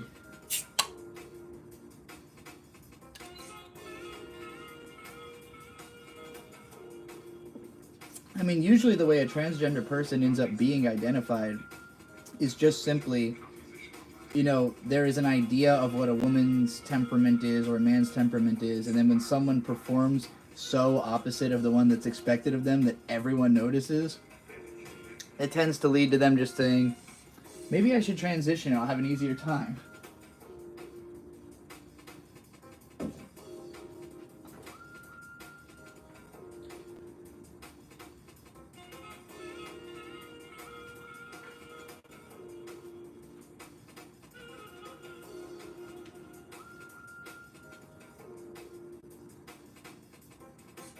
Let me go grab a trash bag for this trash can.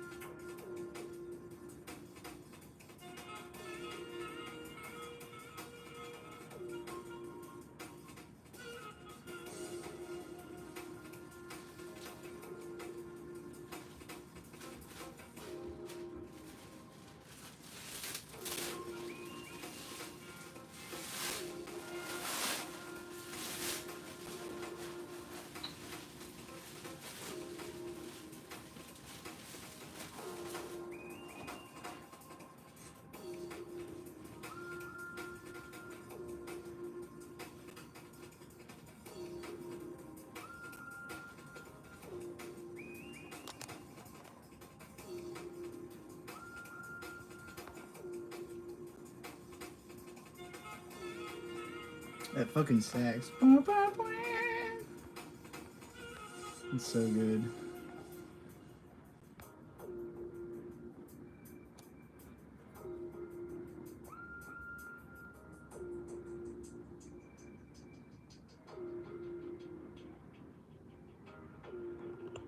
Keep up the good work, Trixie. It's been super nice to see you working so hard. I'm sure you've been working hard regardless, but it's nice to see you. Thank you.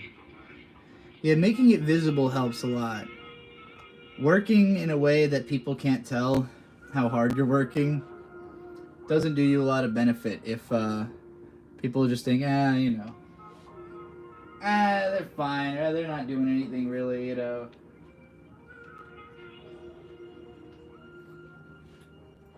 I probably have been working harder. Better send you the playlist later. It's this one. It's called Choose Your Fighter, DJ Mai Tai. All one word, DJ MAITAI. AI. And the video is called Choose Your Fighter, and it's got DBZ characters like floating over a lake.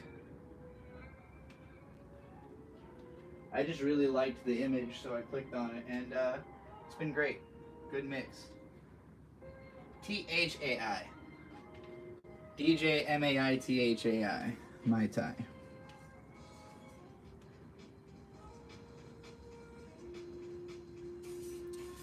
Have I been streaming more because of the money challenge? I remember you had a challenge with someone who said you couldn't make like 5K in a month or year or something.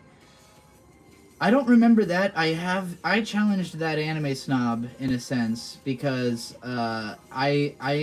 somebody asked me to say something nice about Snob, and I said he definitely has more money than me because I only had $40 in the bank. I still only have $40 in the bank, pretty much.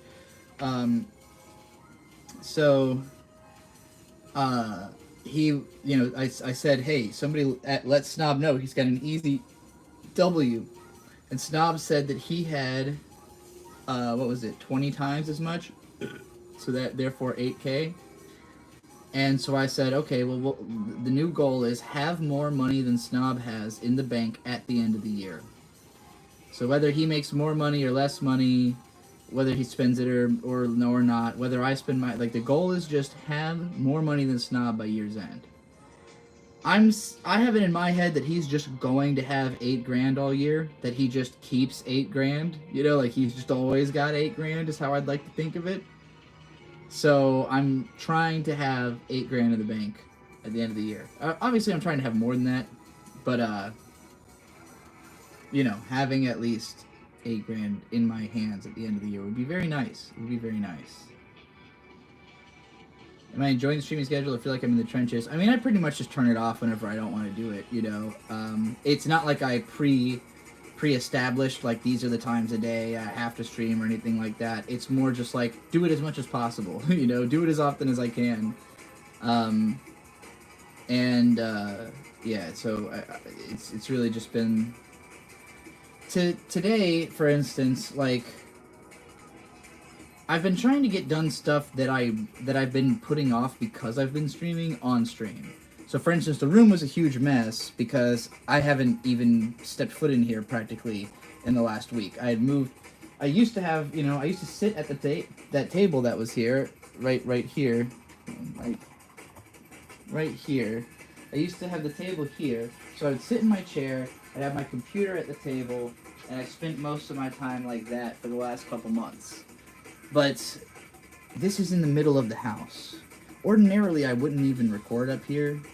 I'm making a lot of noise doing this. My granddad's right down there in a chair watching television. Ordinarily, that makes too much noise also. Like, I wouldn't want to stream because there is so much TV noise. But since I was just cleaning my room, I figured I'd play my own music over it. It seemed like a good enough, it seemed like a good excuse. But you're not going to get a lot of this. You're not going to get to see this room very often because ordinarily this would not be a good place to stream.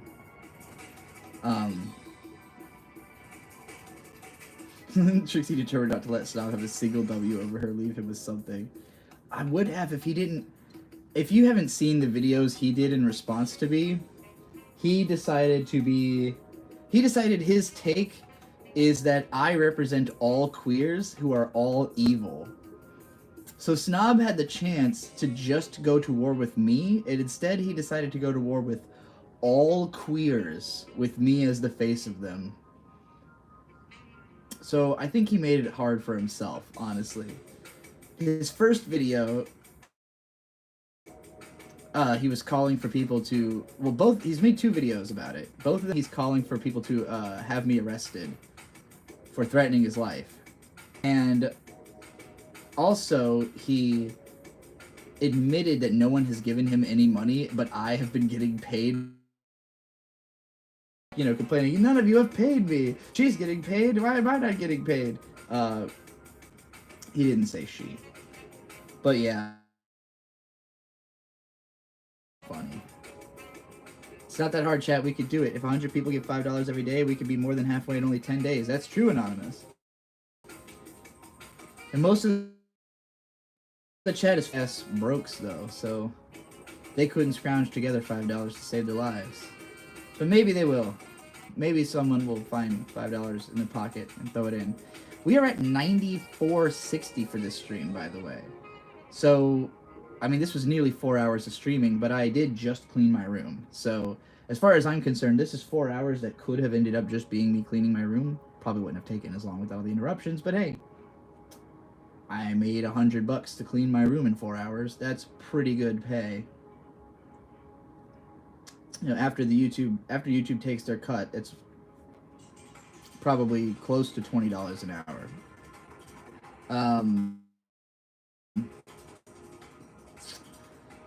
And I made $6 this morning on the first stream I did. If you missed this morning's stream, if you find, if I ever stop streaming long enough for you to find time to go back to another stream, I do recommend the one from this morning, because it was really good. I was really on a tear. Roger Ramos of 499 says, "Damn chat, you broke," with a skull face. Look, I don't blame anybody for being broke. The world is it's hard times, man. Hard times. Those of you who have money in the chat, I don't know what you do. I don't know how you have it, but you're clearly a little bit smarter than the average chatter. Clearly a little bit more erudite. A bit more razzmatazz. I don't think that's a word. A bit more less of a Philistine, more of a what's the word? Patrician. There you go. Patricians with all the money.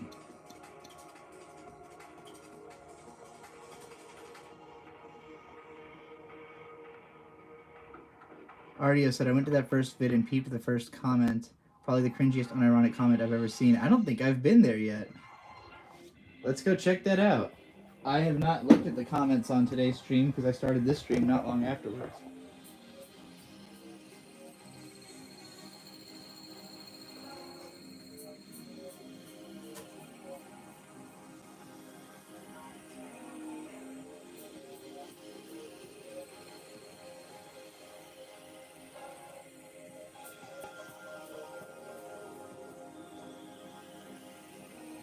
You're really having even more of a glow up in the last few days? No, that sounds positive. That can't be what you're talking about. What were you talking about?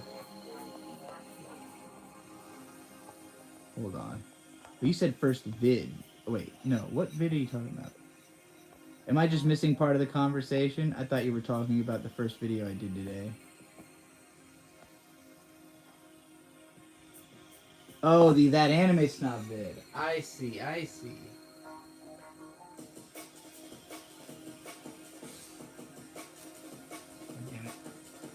How annoying is it that YouTube Studio doesn't have a YouTube search? Like, the YouTube Studio is a whole different website. I really hate that.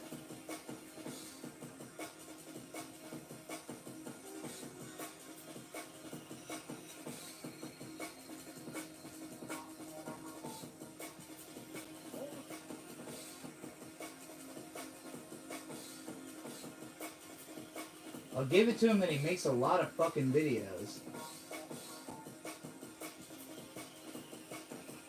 Here we go.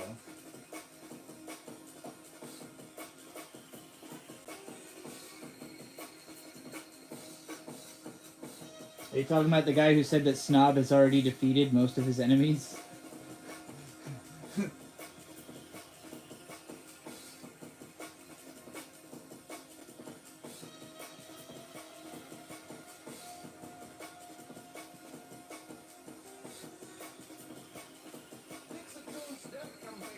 Or did you mean this one?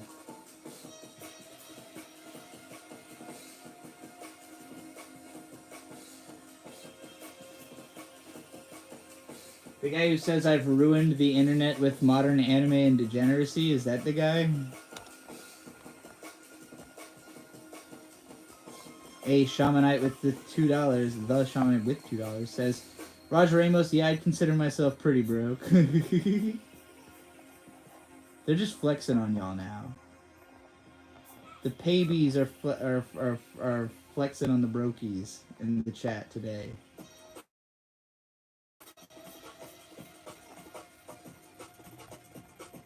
Oh, Benjamin Snub's comments too brave. I'll read anybody's comments. I love reading comments. Let's read my last few comments, eh?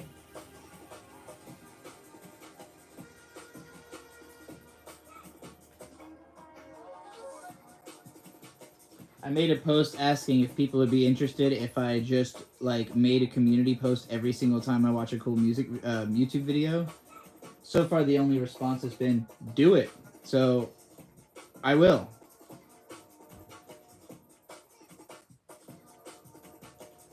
This is on what is anime and what isn't, which I remind you is a 10-year-old video. What makes me laugh the most is the fact that everyone singles out the work of Hayao Miyazaki as something special, despite the fact the director calls 80% of his product cartoons for children. I don't think that's true. I don't think Miyazaki has ever called 80% of his product cartoons for children. That just doesn't sound like a phrasing that he would use or whatever. I'll like the comment anyway. I don't think this person knows what they're talking about, though.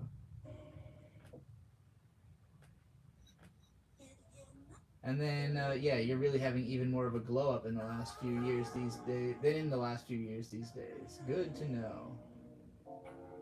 It's just because I realized that I could try to look hot and I would make more money. That's why. Now, eventually I'll probably do something about these fucking tremendous eyebrows. Maybe wear a little makeup. Maybe get less skin cancer in my face or whatever the fuck this is. A developing case of skin cancer, perhaps? I don't know. This one. The chat demand, the world demands perfection. They demand visual perfection. Visual. Visual. Visual. Visual. Tremendous eyebrows are good? Okay then. The Japanese agree. You ever seen Japanese Ratchet and Clank? Look up American versus Japanese Ratchet and Clank. Just look it up. They literally like quadrupled the size of his eyebrows. They changed the whole character model to have bigger eyebrows.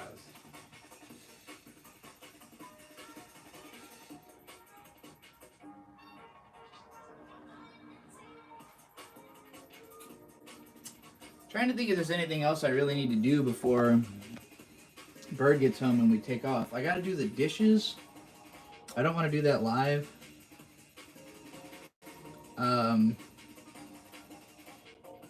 The community thing would probably annoy you if it's more than once a day.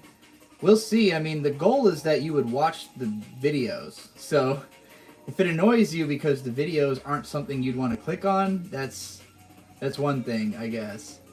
But I would hope that you would find it more like, oh shit, Trixie keeps recommending me good content. Now, granted, the only times I'm going to find to watch videos is probably not... I mean, I guess I would only apply this to videos I don't watch on stream, right? If I watch it on stream, that's already that's already more of a... You know, I watched like 2 videos that I was like, man, each of these are kind of cool. How do I shit? Probably fine. I'll just do... Every time I do like a sitting computer stream, I'll just like bring up all this shit, baby. You know, that schizo dude I follow on the late night streams sometimes? Like recently I discovered... YouTube's algorithm gave me a free skit IS everywhere, and he just put out a whole album last night, and it's pretty good. It's like, you know, very dissociative, sad, Earl Sweatshirt type, like, you know, experimental hip-hop, but it did not sound like anything else in particular I'd heard. I know I just compared it to Earl Sweatshirt, but that's more tone, not so much that it actually sounds like that. But, yeah, it was a solid album, like 20 minutes of pretty good songs. So, like, shit, man, this guy, he's a real artist. He's just really trapped in his mind.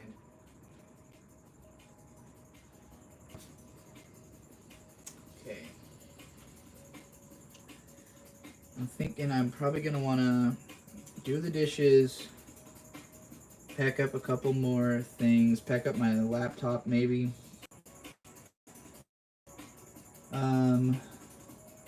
Throw some of this shit into this bag here.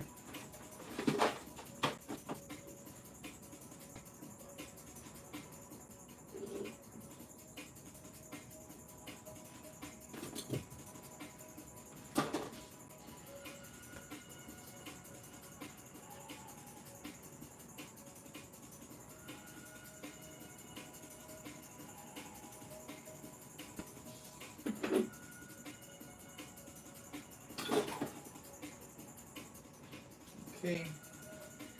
This is coming with us, so it doesn't need to be over there.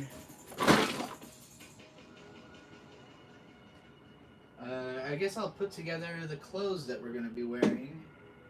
Or, you know, changes of clothes into a little bag.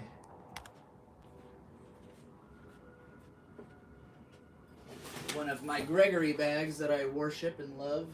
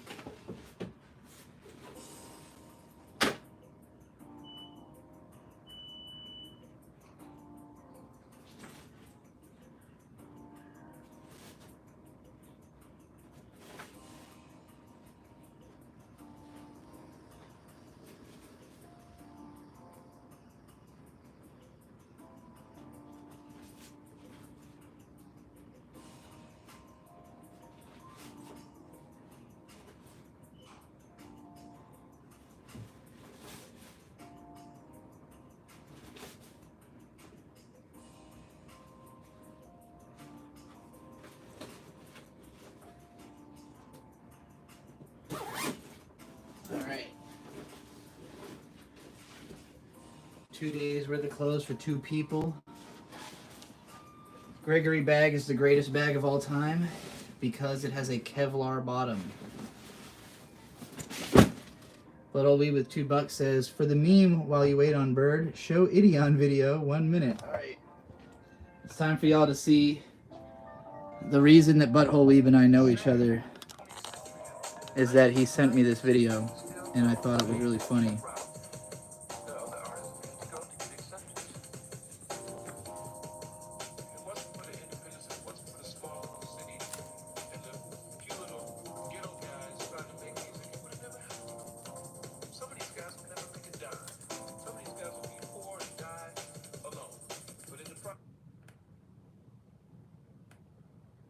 Everyone has an anime or live action adaptation that really tickles their funny bone, right? For me, that show is Densetsu Kyojin Idion. An anime directed by Yoshiyuki Tomino, who created and directed almost every adaptation of Gundam, as well as directed, say, Senshi Dunbine. I hate to pry on this man's poor depression problems, but the result of that has turned out to be the funniest shit I've ever seen or heard. Tomino's depression is well documented. That really shows in his final movie of Space Runaway Idion. He was down on his luck with a lot of the creative control of the marketing of Gundam, which was his baby. To make things worse, the final 4 episodes of Space Runaway Idion were cancelled, making him basically say fuck you to the network and the fans of the show. So Space Runaway Idion, the Invoked movie, was created and crammed into a 100-minute runtime film. The content that happens in this movie is fucking incredible. So what Tomino decides to do is to kill off all the characters and just kill the backstory so you know about the Ide. If you thought that Kirito from Sword Art Online was overpowered, my god, he doesn't have shit on Idion. In this universe, it is known as the God Giant. This mecha is literally the omnipotent deity that can pull random power out of its ass and win any battle. When the Buff Clan attacks, they never had a chance. After realizing the Buff Clan and the pilots of the Idion don't deserve to live any longer, seriously, what the mech decides to do is nuke the fucking universe in the second Big Bang, killing all of the characters we had just spent 39 episodes with. This is legit the funniest decision made in anime history to me. Tomino, you really are one dark, depressing bastard, but, you know, I love you for it.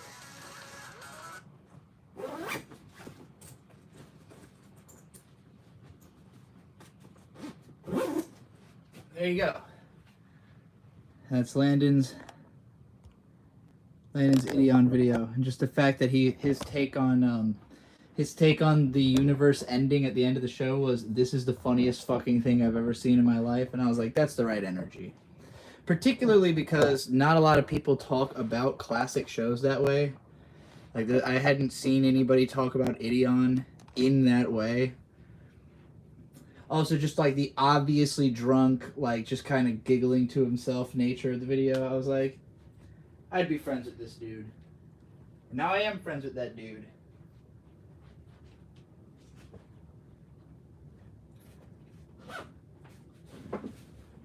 Hey. Okay. I guess I should pack up the laptop too, yeah? About that time.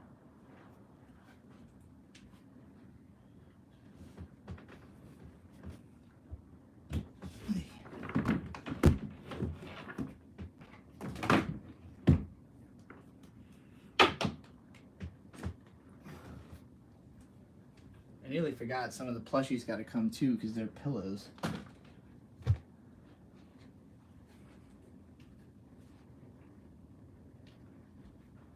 Bird likes the squishmallows as pillows. But for some reason, Epi Triceratops is the only pillow that like only kind of hurts my neck instead of whole on hurting my neck. So...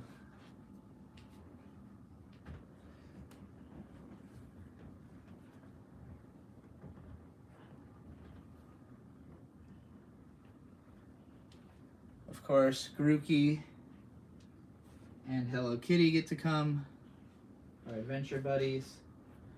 This pillow just holds up really well. I don't know why. It was like a cheap piece of shit that I thought for sure was going to get a hole in it right away, and instead it's been the most resilient pillow imaginable. I don't think we need Blahaj. Blahaj can stay. So all this is going to come with us to go in the tent.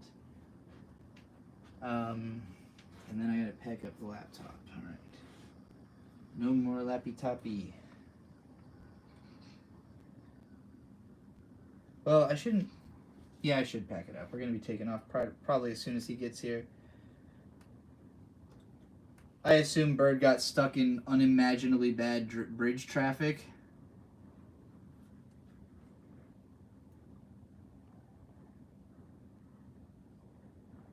What's the occasion, or is it just camping for fun? Just for fun.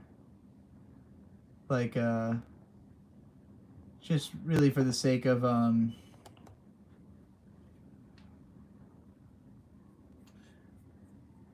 it's the weekend, you know? Like, Bird has to work every day, and most days he gets trapped in this fucking absurd commute. He was off work like 2 hours ago. So the fact that he's not home means that he got stuck in some kind of fucking unimaginable bridge traffic nightmare. And it's happened every day this week, pretty much. So, yeah. The fact that we just never have time, and especially he never has time to just, like, go outside and enjoy, is why we pretty much have been trying to take every possible opportunity to camp. It also doesn't help. He almost never gets 2 days off in a row. So, you know, it's like, shit. And also, a lot of the time, it's his day off, and that's the day it rains. Or that's the day it's the big storm coming through. So you're just like, well, fuck. We're off work, but what the fuck are we going to do? We can't go outside. So the fact that it's nice weather, and it's a day off, means, you know, what better opportunity. Alright, y'all, I think I'm going to wrap up this stream. I've cleaned up the room. I've got everything ready. I've got to go do dishes. I'm not going to film that. And I don't think I have to do anything else. So, Bird said, I just met a 4-month-old corgi. That's adorable. So I'm guessing you've been hanging out somewhere, waiting out the traffic. He sent me... All that's left is for me to get the cooking supplies together. Anyway, I keep losing connection, weirdly, so I'm definitely ending it now. Later, everybody.